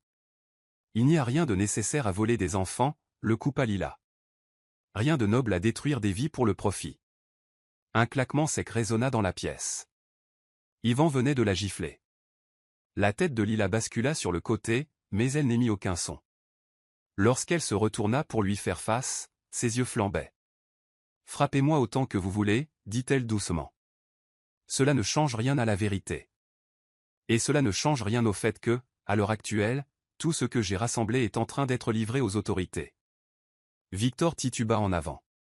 Quoi? Non. C'est impossible. Le box de stockage était exactement là où je voulais qu'il soit. Lila sourit légèrement.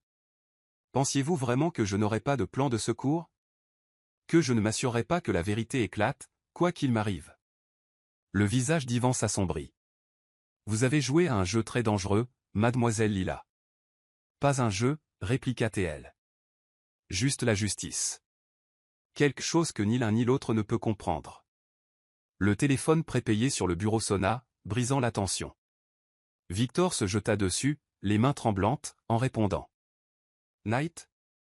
Oui, elle est en vie. Non, écoutez-moi. Yvan lui arracha le téléphone. Monsieur Knight. Votre réputation vous précède. Oui, elle est ici. Mais je crains que la situation ne soit devenue plus compliquée. Lila pouvait entendre le faible murmure de la voix d'Elliot à travers le téléphone, mais ne pouvait distinguer les mots. Son cœur se serra, se souvenant à quel point les choses auraient dû être différentes ce soir. Ils auraient dû être dans ce restaurant italien dont il avait parlé. Partageant du vin et des histoires. Explorant la connexion qui avait grandi entre eux au cours de 3 nuits magiques. Au lieu de cela, elle était ici, regardant ses plans soigneusement élaborés se concrétiser d'une manière qu'elle n'avait pas tout à fait prévue. L'épreuve était en sécurité où elle s'en était assurée il y a des semaines, créant de multiples sauvegardes, mettant en mouvement des choses qui ne pouvaient être arrêtées. Mais le coût humain, le danger pour ceux auxquels elle tenait cela, c'était la variable qu'elle ne pouvait pas entièrement contrôler.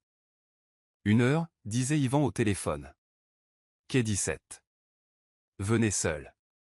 Il mit fin à l'appel et se tourna vers les gardes. Fouillez à nouveau le bâtiment. Assurez-vous que nous sommes en sécurité. Alors que les gardes partaient, Yvan fixa son regard sur Lila.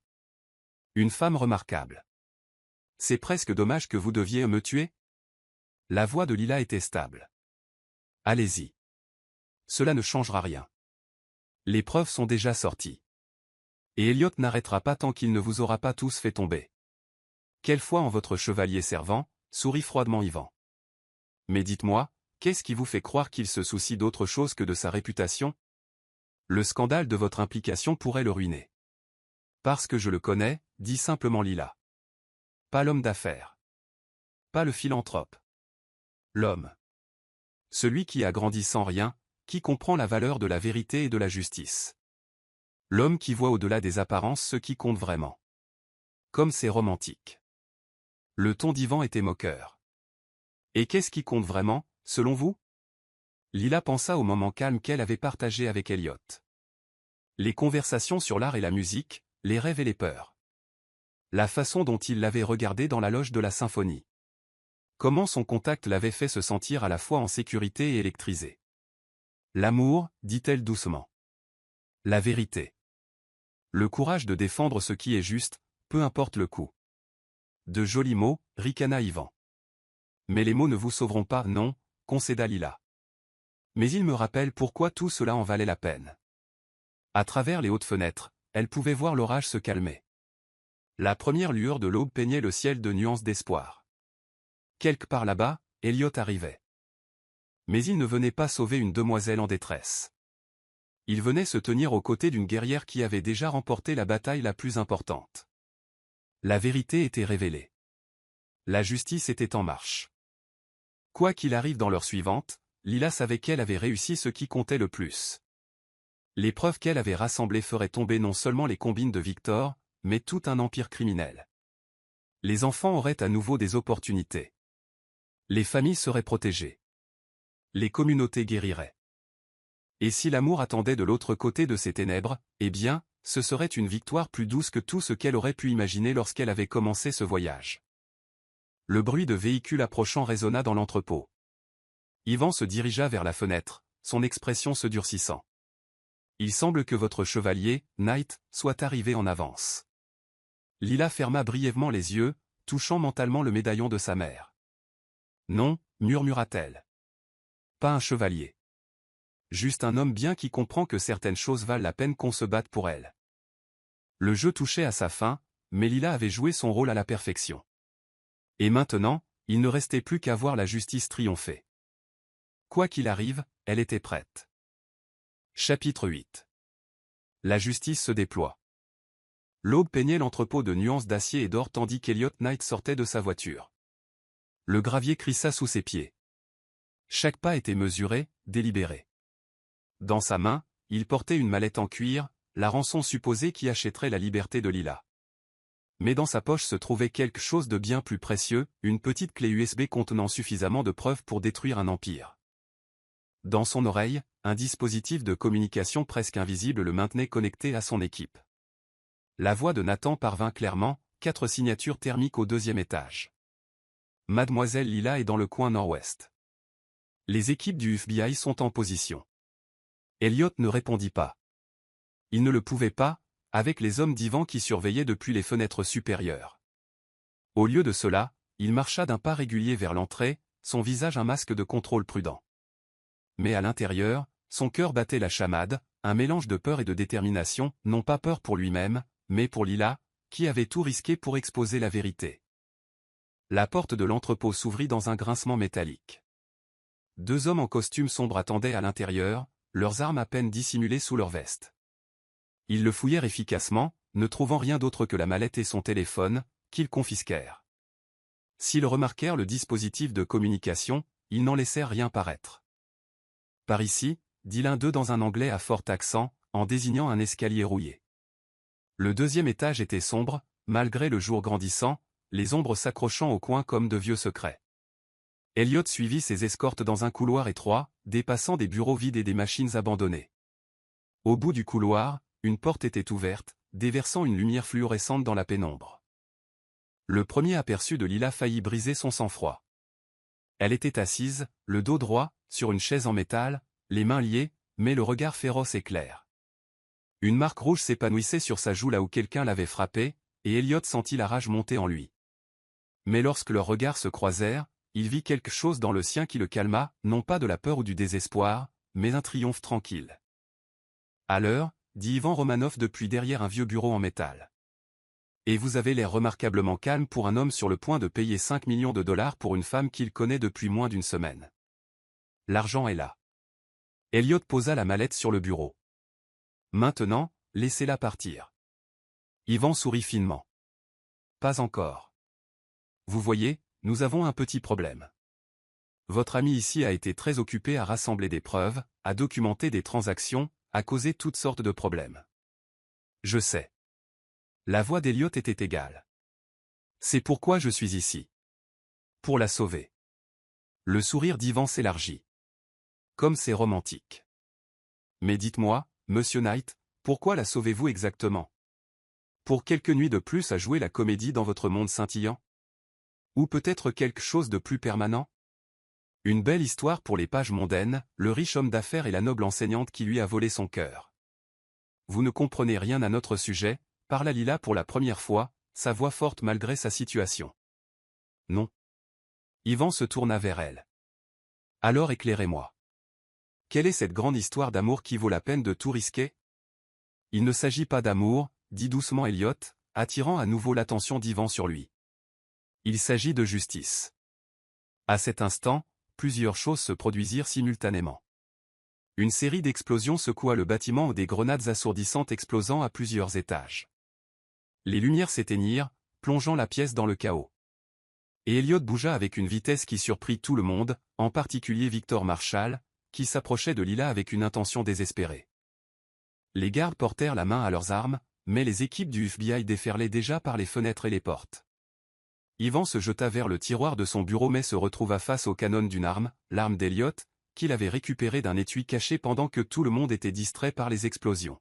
« Ne bougez pas, dit doucement Elliot.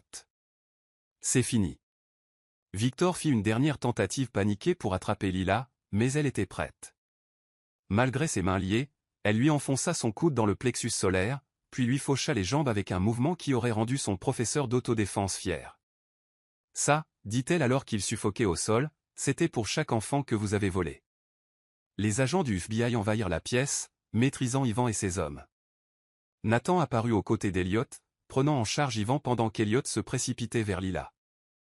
Il coupa ses liens avec un couteau de poche, puis la prit dans ses bras, son sang-froid se fissurant enfin. « Est-ce que ça va?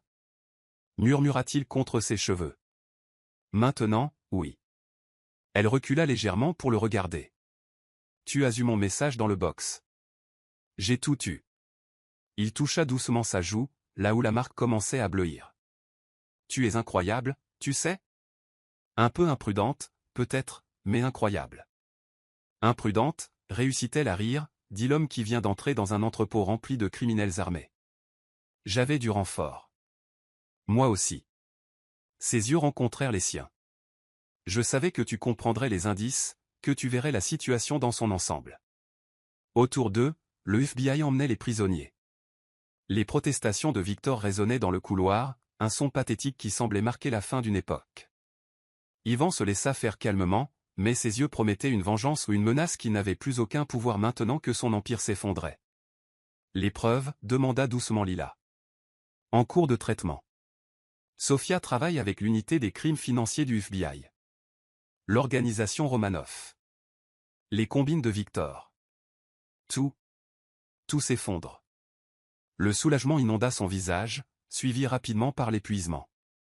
Elle vacilla légèrement, et Elliot resserra son étreinte. Sortons-nous d'ici, dit-il doucement. Le FBI pourra prendre ta déposition plus tard.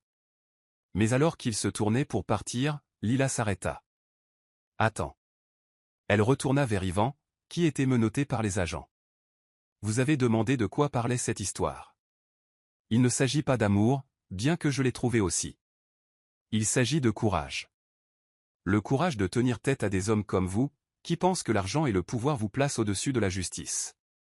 Le visage d'Ivan se crispa de rage, mais avant qu'il ne puisse parler, elle continua, chaque enfant qui a perdu une opportunité à cause de votre cupidité, chaque famille détruite par vos combines, ils vont obtenir justice maintenant. C'est ce qui rend cette histoire digne d'être racontée. Elle se retourna vers Elliot, qui la regardait avec un mélange de fierté et d'admiration. Prenant la main qu'il lui tendait, elle le laissa la guider hors de l'entrepôt, vers le jour naissant. Les véhicules d'urgence remplissaient le parking, leurs gyrophares peignant la scène en rouge et bleu.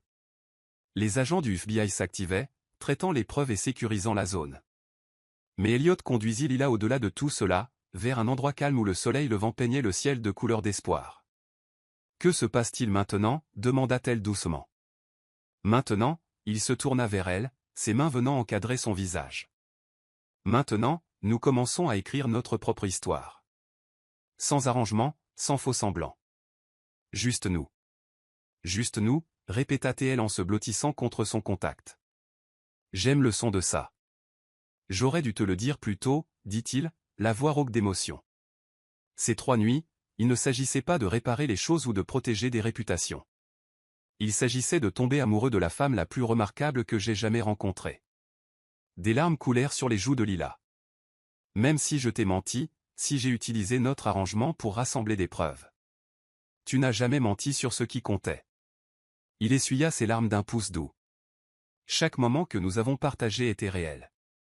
Chaque conversation, chaque danse, chaque regard. Tout cela, c'était la vérité. Ça l'était, murmura-t-elle. Je ne m'attendais pas, en entrant dans ton bureau ce jour-là, à pactiser avec le diable.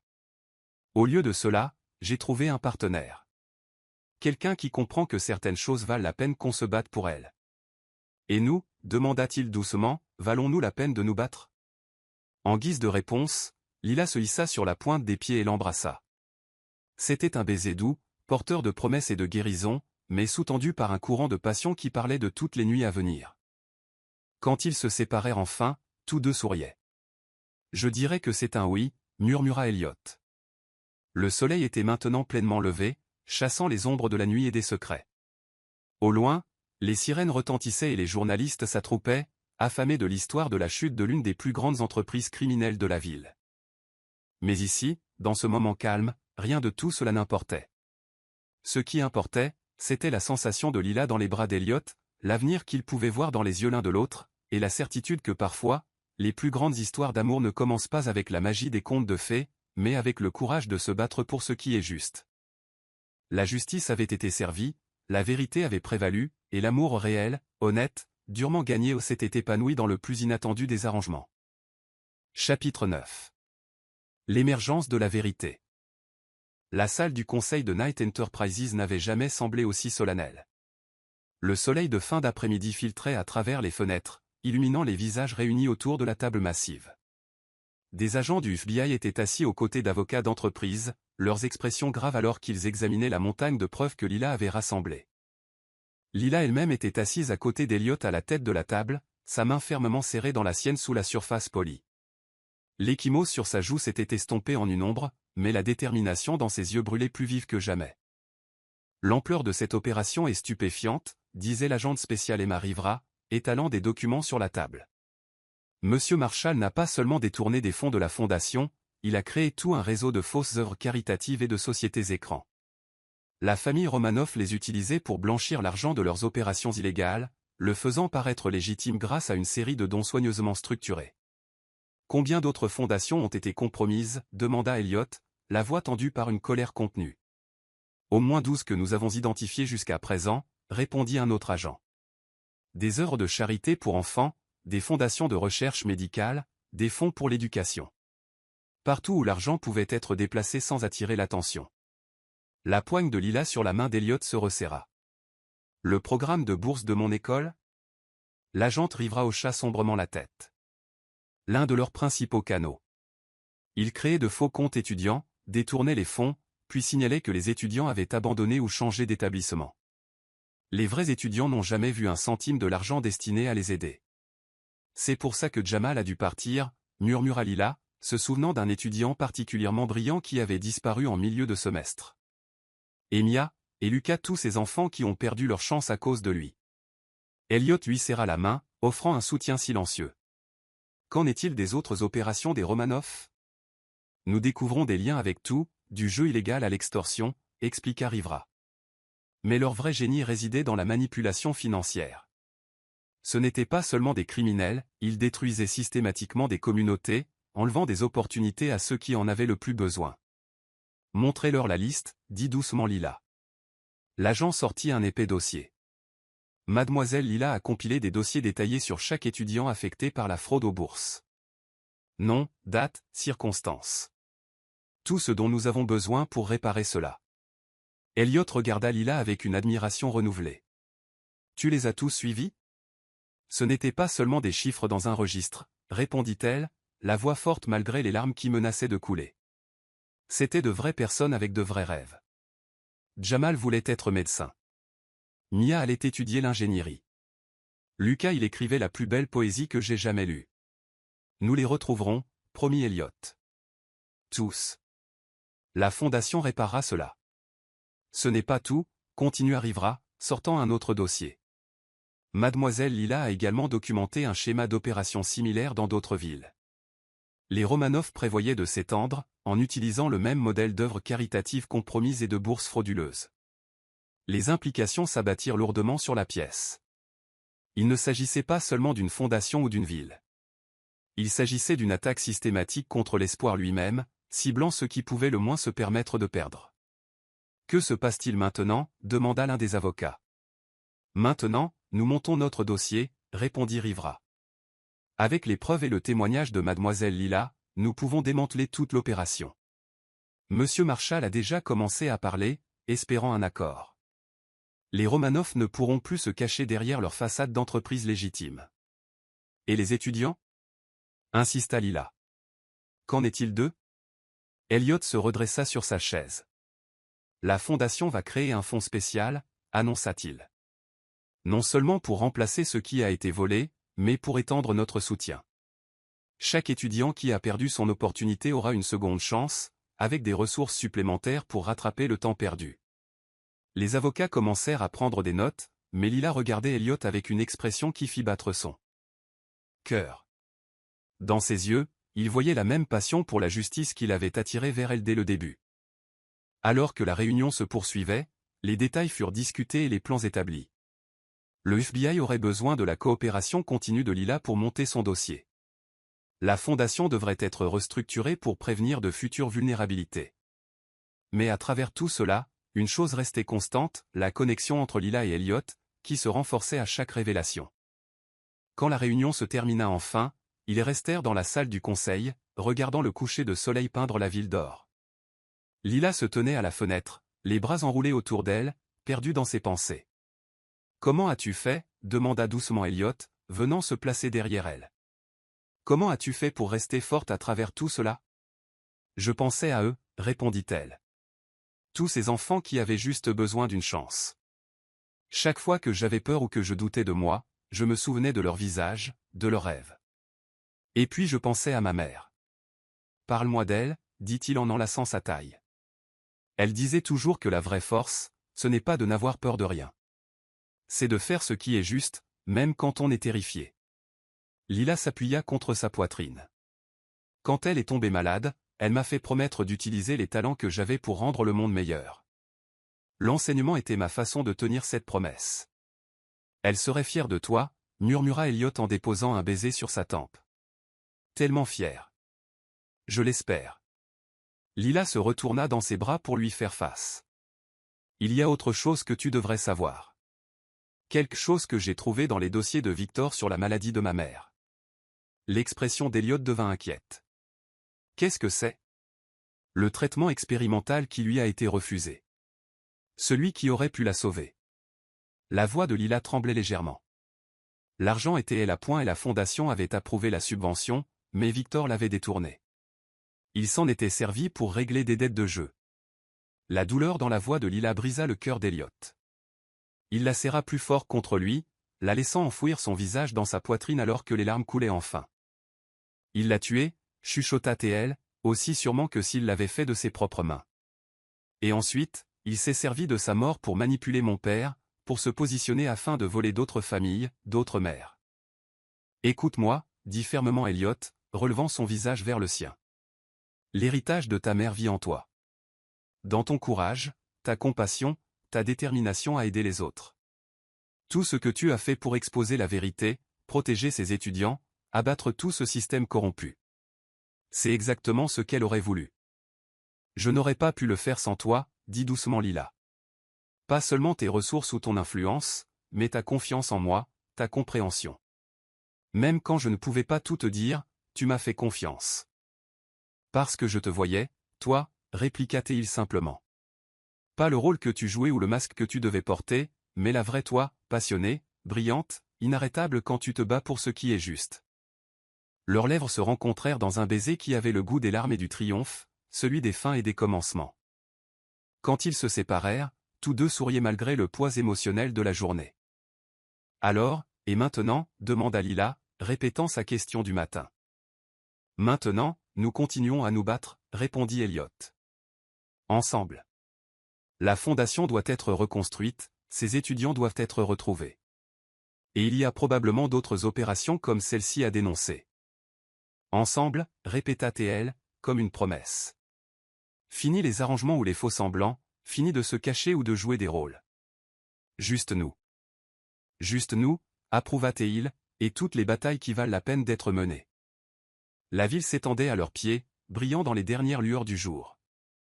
Quelque part là-dehors, des vies étaient déjà en train de changer grâce à la vérité qu'ils avaient aidé à révéler. Ce n'était pas une fin de conte de fées. Il y avait encore du travail à faire, une justice à rendre, des blessures à guérir. Mais alors qu'ils se tenaient là, ensemble dans le crépuscule naissant, Lila et Elliot savaient qu'ils avaient trouvé quelque chose de rare et de précieux. Un partenariat forgé dans le feu du combat pour la justice, un amour bâti sur la fondation de valeurs partagées et de respect mutuel. La vérité avait éclaté, non seulement sur les manigances de Victor, mais aussi sur le pouvoir du courage, l'importance de la justice et les façons inattendues dont l'amour peut éclore au milieu de la lutte. Leur histoire ne faisait que commencer, et les chapitres à venir promettaient d'être remplis de sens, de passion et de la joie de rendre le monde un peu meilleur, une bataille à la fois. Chapitre 10, Guérir ensemble. L'auditorium de l'école bourdonnait d'anticipation. La lumière du soleil entrait à flots par les hautes fenêtres, attrapant des grains de poussière qui dansaient comme des étoiles dans la clarté matinale. Sur scène, un quatuor à cordes d'étudiants accordait ses instruments, des nouveaux, fournis par le programme de musique de la Fondation restructurée. Lila se tenait en coulisses, regardant avec des larmes aux yeux de Jamal, récemment revenu, ajuster son violon d'une main experte. 6 semaines s'étaient écoulées depuis la confrontation à l'entrepôt. 6 semaines de témoignages, de reconstruction et de guérison. L'enquête spéciale de la Fondation avait localisé la plupart des étudiants affectés, leur offrant non seulement le rétablissement de leur bourse, mais aussi un soutien supplémentaire pour rattraper le temps perdu. Aujourd'hui, on célébrait leur retour, un concert pour marquer un nouveau départ. Ils jouent merveilleusement bien. La voix d'Elliot retentit derrière elle, chaude et fière. Difficile de croire qu'ils ne répètent ensemble que depuis un mois. Lila se tourna vers lui, radieuse dans une simple robe bleue. La musique a toujours été dans leur cœur. Ils avaient juste besoin des instruments pour la laisser sortir. Il l'attira contre lui, déposant un baiser sur sa tempe. Ces moments de tendresse étaient devenus naturels entre eux, leur relation s'approfondissant chaque jour. « Ta mère aurait adoré ça », murmura-t-il. Elle aurait adoré, acquiesça doucement Lila, surtout de voir Mia de retour au piano. Cette fille joue comme si elle parlait directement aux anges. La mention des anges ramena une ombre de souvenirs, la vérité sur le traitement de sa mère, refusée par la cupidité de Victor, mais la douleur était différente maintenant, tempérée par le but atteint et la joie d'aider les autres à éviter un sort similaire. Le public commença à entrer. Parents, enseignants, membres du conseil d'administration de la Fondation, et même quelques agents du FBI qui avaient travaillé sur l'affaire. L'agent Rivera était assise au premier rang, rayonnante en reconnaissant les étudiants qu'elle avait aidé à retrouver. L'enquête était toujours en cours, mais aujourd'hui était un jour de fête, pas de poursuite. « Es-tu prête ?» demanda Elliot, remarquant que les mains de Lila jouaient avec le médaillon de sa mère. « Presque. » Elle se tourna pour lui faire face. « Il y a quelque chose que je dois te dire avant. » Son expression devint soucieuse. « Qu'y a-t-il ? » On m'a offert un poste, dit-elle prudemment. La nouvelle directrice de l'éducation artistique pour les programmes jeunesse de la Fondation. Ils veulent que je supervise l'expansion des initiatives de musique et d'art-thérapie dans toutes nos écoles partenaires. La joie illumina le visage d'Elliot. C'est parfait. Tu serais incroyable à ce. Il s'arrêta, notant son hésitation. Qu'est-ce qui ne va pas ? Je ne veux pas qu'on pense que j'ai eu ce poste grâce à nous, expliqua-t-elle. La réputation de la Fondation est encore en train de se rétablir. La dernière chose dont nous avons besoin, ce sont des accusations de favoritisme. Elliot prit ses mains dans les siennes. Le conseil t'a fait cette offre parce qu'ils ont vu ce que tu as fait avec le programme de musique ici, comment tu t'es battu pour ces enfants, comment tu les as retrouvés et leur as rendu leur rêve. Notre relation n'a rien à voir là-dedans. Tu en es sûr ? Absolument. Son sourire devint espiègle. Et puis, techniquement, tu rapporteras au conseil, pas à moi. Je suis juste le fondateur qui se trouve être éperdument amoureux de la candidate la plus qualifiée. Le cœur de Lila manqua un battement à cette déclaration d'amour désinvolte. Bien qu'ils se soient rapprochés chaque jour, aucun n'avait encore prononcé ces mots explicitement. Éperdument amoureux, Complètement. Quand je t'ai vu rassembler les preuves qui ont fait tomber l'Empire d'Ivan, j'ai été impressionné. Quand je t'ai vu te battre pour la justice malgré le danger, j'ai été stupéfait. Mais en te regardant avec ces enfants, en voyant comment tu y mets tout ton cœur pour leur donner des opportunités. C'est là que j'ai su que je n'aimerais jamais personne comme je t'aime. Des larmes coulèrent sur les joues de Lila. Je t'aime aussi, chuchota T.L. Pas le riche philanthrope ou le puissant homme d'affaires. Juste toi. L'homme qui comprend que la vraie force réside dans le fait d'aider les autres, qui se bat pour ce qui est juste, qui me voit exactement tel que je suis. Leur baiser fut tendre, mais plein de promesses. Ils ne furent interrompus que par le son de quelqu'un s'éclaircissant la gorge. Ils se tournèrent et virent Jamal, leur souriant. « Désolé de vous interrompre, dit-il, sans avoir l'air désolé du tout, mais nous sommes prêts à commencer. Et Mademoiselle Lila, merci de ne pas nous avoir laissé tomber. » Lila lui serra l'épaule alors qu'il retournait sur scène. Jamais. Le concert fut tout ce qu'ils avaient espéré, et plus encore. Les étudiants jouèrent avec passion et talent, leur musique remplissant l'auditorium d'espoir. Quand Mia interpréta son solo, une composition originale sur la perte et le renouveau, il n'y avait pas un œil sec dans la salle. Pendant la réception qui suivit, Lila se déplaça dans la foule, saluant les familles et partageant leur joie. Elle surprit des bribes de conversation sur des projets d'avenir. Lucas avait été accepté dans un prestigieux programme d'écriture créative. Jamal postulait pour des cours de préparation à médecine. Mia avait un entretien avec un conservatoire. Ce n'est que le début, dit Elliot, alors qu'ils observaient les célébrations. La nouvelle structure de la fondation inclut des garde-fous contre la fraude. Mais plus important encore, elle a des gens comme toi, qui s'assurent que les opportunités parviennent à ceux qui en ont le plus besoin. Nous ne faisons pas que reconstruire, approuva Lila. Nous créons quelque chose de meilleur, quelque chose qui rendrait ma mère fière. En parlant de construire quelque chose de meilleur. La voix d'Elliot prit une nuance nerveuse qu'elle ne lui avait jamais entendue. Il y a quelque chose que je voulais te demander. Avant qu'ils ne puissent continuer, ils furent interrompus par l'agent Rivera, qui s'approchait avec une expression sérieuse. Désolé de m'immiscer, dit-elle, mais je pensais que vous devriez savoir. Victor a accepté de témoigner contre les Romanov. Ses aveux complets incluent des détails sur des opérations dans d'autres villes. Cela pourrait nous aider à empêcher des combines similaires à travers le pays. La nouvelle s'installa en eux comme la dernière pièce d'un puzzle. Le témoignage de Victor signifiait une clôture, la justice, et la chance de protéger d'autres communautés de vivre ce qu'ils avaient vécu. Merci, dit doucement Lila, pour tout. Après le départ de l'agent, Elliot se tourna à nouveau vers Lila. Ce que j'essayais de dire. Ces dernières semaines m'ont montré ce qui compte vraiment dans la vie. Ni l'argent, ni le pouvoir, ni le statut social. Mais le courage de défendre ce qui est juste, la joie d'aider les autres, l'amour de quelqu'un qui partage vos valeurs et vos rêves. Il plongea la main dans sa poche et sortit un petit écrin de velours. Le souffle de Lila se coupa lorsqu'il posa un genou à terre. Là, au milieu de la réception. Lila, dit-il, la voix pleine d'émotion, tu es entrée dans mon bureau pour conclure un marché afin de protéger les autres, et ce faisant, tu m'as montré ce qu'était la vraie force. Tu t'es battu pour la justice quand il aurait été plus facile de détourner le regard. Tu as cru aux secondes chances quand la plupart des gens auraient abandonné. Tu m'as appris que le véritable amour ne se résume pas à de grands gestes ou à des attentes sociales.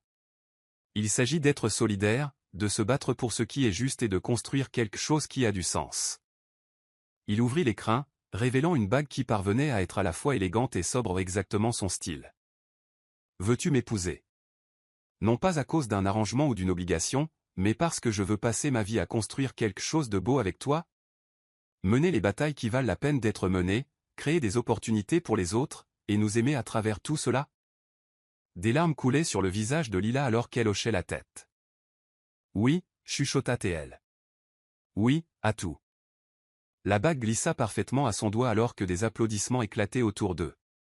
Leur moment d'intimité avait attiré un large public, mais aucun d'eux ne le remarqua, trop perdu dans les yeux de l'autre et la promesse de leur avenir commun. Depuis la scène, le quatuor recommença à jouer, une mélodie douce et pleine d'espoir qui semblait capturer tout ce qu'ils ressentaient. Amour, justice, guérison, espoir, tout s'entrelaçait dans une symphonie de possibilités.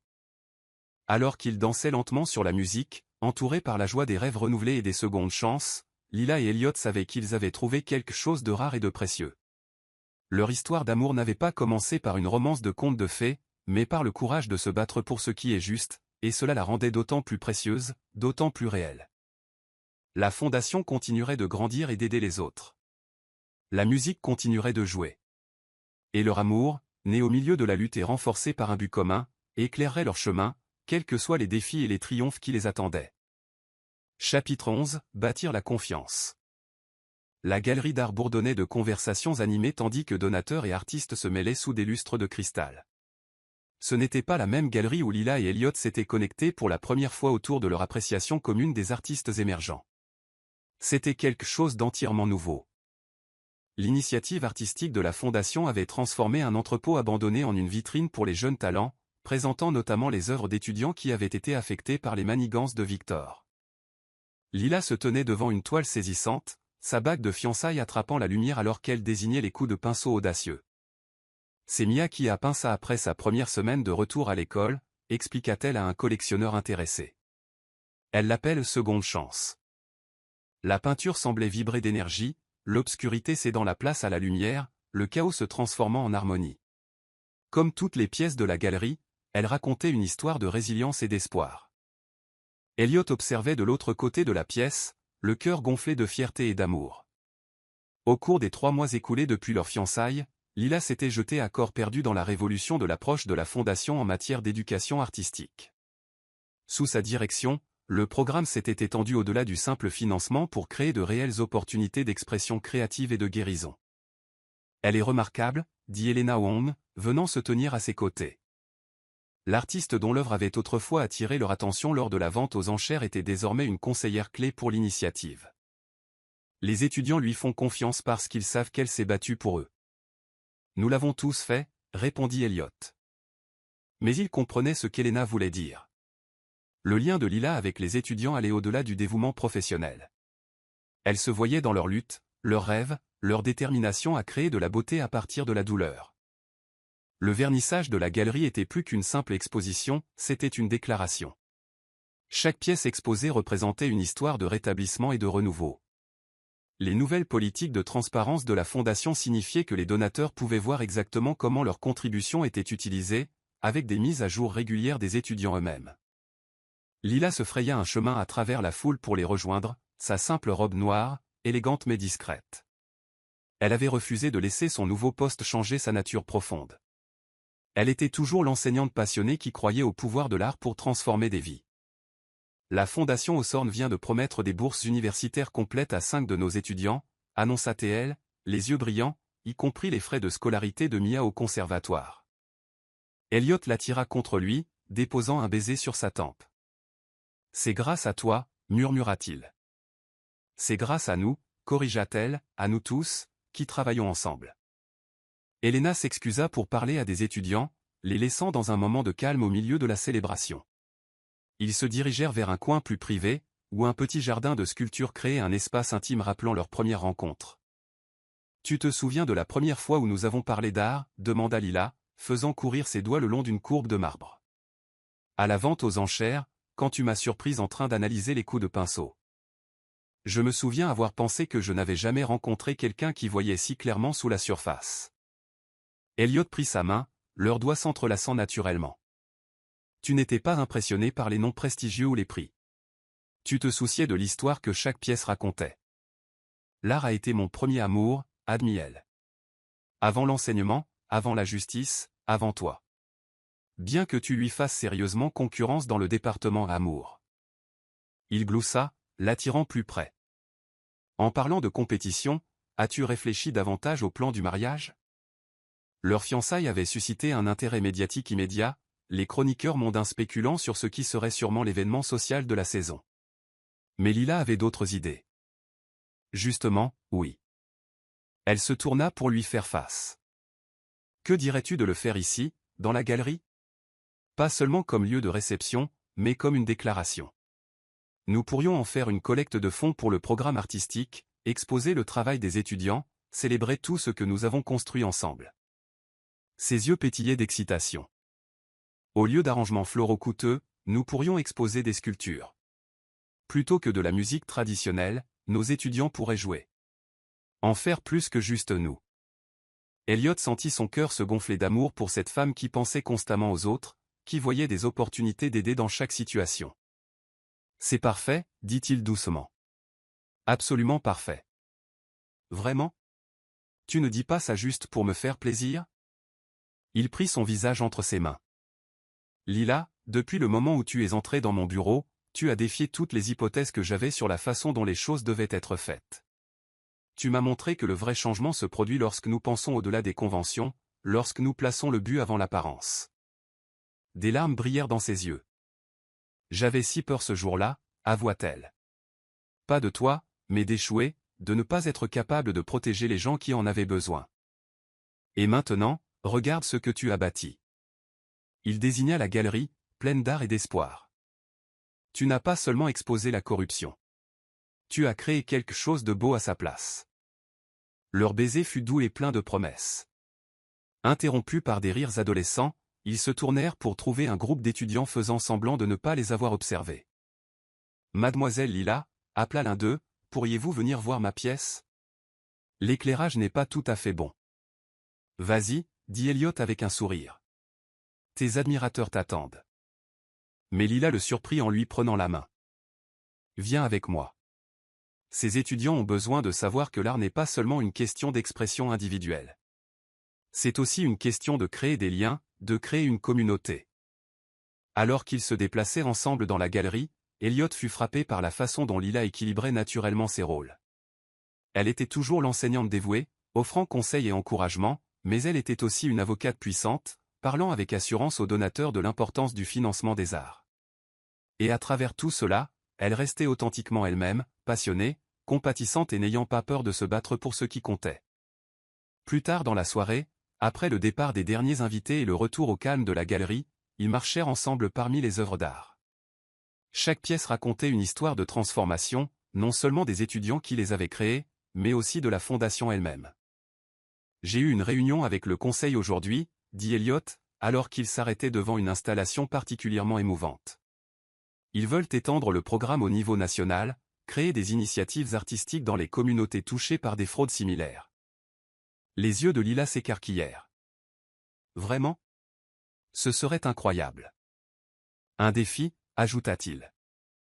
Exactement ce que tu espérais, rit-elle, puis elle redevint sérieuse. Mais ça impliquerait plus de voyages, plus de temps loin de la maison. Alors nous le ferons ensemble. Il la prit dans ses bras.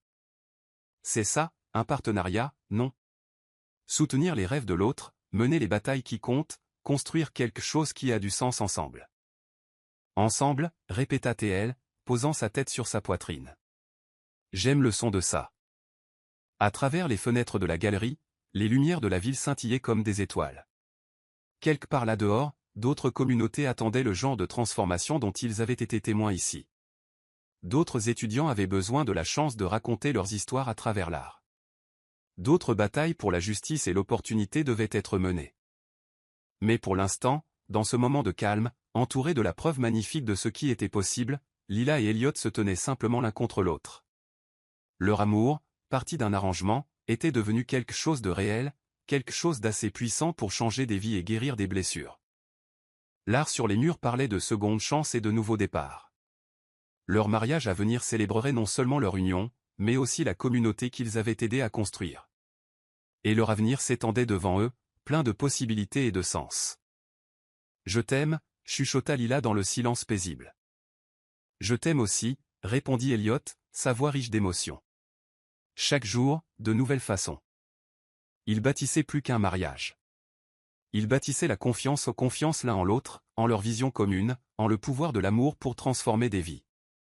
Et cela, ils le savaient tous les deux, était le plus grand chef-d'œuvre de tous. Chapitre 12, un nouveau départ. La galerie avait été transformée pour le mariage. Des œuvres d'art étudiantes remplissaient chaque espace, chaque pièce racontant une partie de leur histoire. Des sculptures remplaçaient les arrangements floraux traditionnels. Des peintures servaient de toile de fond à l'hôtel. Et le soleil de l'après-midi filtrait à travers des vitraux créés par les plus récents artistes de la fondation. Lila se tenait devant un miroir, dans ce qui avait été autrefois sa salle de classe, maintenant convertie en suite nuptiale. Sa robe de mariée était d'une élégante simplicité, une soie ivoire qui semblait rayonner de l'intérieur, tout comme la mariée elle-même. Au lieu de bijoux élaborés, elle ne portait que 2 pièces, le médaillon de sa mère et sa bague de fiançailles. Mia, désormais une étoile montante au conservatoire, aidait à ajuster les lignes fluides de la robe. C'est parfait, dit-elle doucement, tout comme cette journée. Par la fenêtre ouverte, il pouvait entendre le quatuor à cordes tous étudiants de la fondation en train de répéter. Il mêlait des pièces classiques à des compositions originales, créant quelque chose à la fois d'intemporel et de nouveau. Mademoiselle Lila. Jamal apparut dans l'embrasure de la porte, superbe dans son smoking. C'est l'heure. Lila prit une profonde inspiration, touchant le médaillon de sa mère. Dans les mois qui avaient suivi cette première rencontre arrangée dans le bureau d'Elliot, la vie s'était transformée d'une manière qu'elle n'aurait jamais pu imaginer. Le travail de la fondation s'était étendu à l'échelle nationale, aidant des communautés à guérir de combines similaires. Le témoignage de Victor avait conduit au démantèlement de multiples opérations criminelles. Mais plus important encore, l'amour avait fleuri là où on l'attendait le moins. Le silence se fit dans le hall principal de la galerie alors que la musique changeait. Lila remonta une allée bordée d'œuvres d'art qui représentaient la guérison, l'espoir et les nouveaux départs. Mais ses yeux étaient fixés sur Elliot, debout sous une arche de métal sculpté et de verre qui captait la lumière comme des étoiles prisonnières. Son visage, quand il la vit, fit bondir son cœur. Ce n'était pas l'homme d'affaires policé qu'elle avait rencontré au début, mais l'homme qui s'était battu à ses côtés pour la justice, qui comprenait son cœur, qu'il aimait exactement pour qui elle était. La cérémonie était unique, à leur image. Au lieu de lecture traditionnelle, des étudiants partagèrent des histoires de transformation. Leurs vœux ne parlaient pas seulement d'amour, mais aussi de but et de partenariat. Lorsqu'ils échangèrent les alliances, le métal avait été forgé avec de petits morceaux de la clé de l'entrepôt, un rappel de l'endroit où leur voyage avait commencé. L'amour, dit l'officiant, ce n'est pas seulement une question de romance. C'est choisir d'être solidaire, de se battre pour ce qui est juste, de construire quelque chose qui a du sens. Ces deux-là nous ont montré que le véritable amour peut transformer non seulement deux cœurs, mais toute une communauté. Leur premier baiser en tant que mari et femme fut accueilli par des applaudissements et de la musique, une composition étudiante qui s'élevait avec espoir et possibilité. Alors qu'ils se tournaient pour faire face à leurs invités, Lila et Elliot virent non seulement leur famille et leurs amis, mais aussi une communauté qu'ils avaient aidé à construire. La célébration qui suivit fut un témoignage de leur vision. Au lieu d'une réception traditionnelle, la galerie devint une vitrine de talent et de triomphe. Des étudiants jouèrent de la musique et déclamèrent de la poésie. Des œuvres d'art furent vendues aux enchères pour les nouvelles initiatives de la Fondation, et des histoires de vie changées et de rêves renouvelés furent partagées. Plus tard, alors qu'ils dansaient parmi les œuvres qui racontaient leur histoire, Elliot serra Lila contre lui. « Heureuse » murmura-t-il. « Plus que je n'aurais jamais cru possible. » Elle leva les yeux vers lui, ses propres yeux brillants. « Aurais-tu jamais imaginé, ce premier jour dans ton bureau, que nous finirions ici ? Je savais que tu étais spécial, admit-il, mais je n'avais aucune idée à quel point tu changerais complètement mon monde. » Notre monde, corrigea-t-elle doucement. Tout ce que nous avons construit, nous l'avons construit ensemble. La musique changea pour un morceau qu'ils reconnurent tous les deux, la symphonie qu'ils avaient entendue lors de leur 3e soirée ensemble, mais cette fois arrangée et interprétée par leurs étudiants. Elle portait une nouvelle signification. Elle ne parlait pas de fin, mais de commencement. Alors que la soirée touchait à sa fin, Lila et Elliot se tinrent devant les fenêtres de la galerie, regardant les lumières de la ville scintiller comme des promesses. Derrière eux, leurs invités continuaient de célébrer au milieu de l'art qui représentait bien plus qu'une simple décoration. « Tu sais, dit doucement Elliot, certaines personnes pourraient dire que notre histoire a commencé par un arrangement, mais elles auraient tort. Elle a commencé par le courage, termina Lila. Par la détermination à se battre pour ce qui est juste, et elle a mené à l'amour. Le genre d'amour qui bâtit des choses. Qui crée le changement, approuva-t-il. Qui écrit de nouvelles histoires. Leur baiser fut doux, empreint de promesses et de possibilités. Autour d'eux, la galerie se dressait comme un témoignage de ce qui pouvait être construit sur les cendres de l'injustice, la beauté, l'espoir, la communauté, l'amour. Leur histoire d'amour n'avait pas suivi un chemin traditionnel, mais elle les avait conduits exactement là où ils devaient être. Alors qu'ils quittaient la galerie cette nuit-là, s'avançant ensemble vers leur avenir, tous deux savaient que ce n'était pas vraiment une fin. C'était, comme le titre du chapitre le suggérait, un nouveau départ. Il y aurait d'autres batailles à mener, d'autres vies à toucher, plus de beauté à créer, mais ils affronteraient tout cela ensemble. Leur amour était renforcé par un but commun et une confiance inébranlable. Le prix de la liberté, ils l'avaient appris, ne se mesurait pas en soirées arrangées ou en accords commerciaux. Il se mesurait en courage, en engagement envers la justice, en volonté de se battre pour ce qui compte le plus. Et parfois, si vous aviez beaucoup de chance, cela menait au genre d'amour qui pouvait transformer non seulement deux vies, mais d'innombrables autres. Leur histoire serait racontée par l'art qui tapissait les murs de la galerie, par la musique que leurs étudiants créaient, par les vies touchées par le travail de leur fondation. Elle rappellerait aux autres que le véritable amour n'est pas une question de fin de conte de fées, mais de choisir d'être solidaire, de mener les batailles qui valent la peine d'être menées, de construire quelque chose de beau à partir de tout ce que la vie présente. Et ça, ils le savaient tous les deux, c'était la plus belle histoire d'amour qui soit.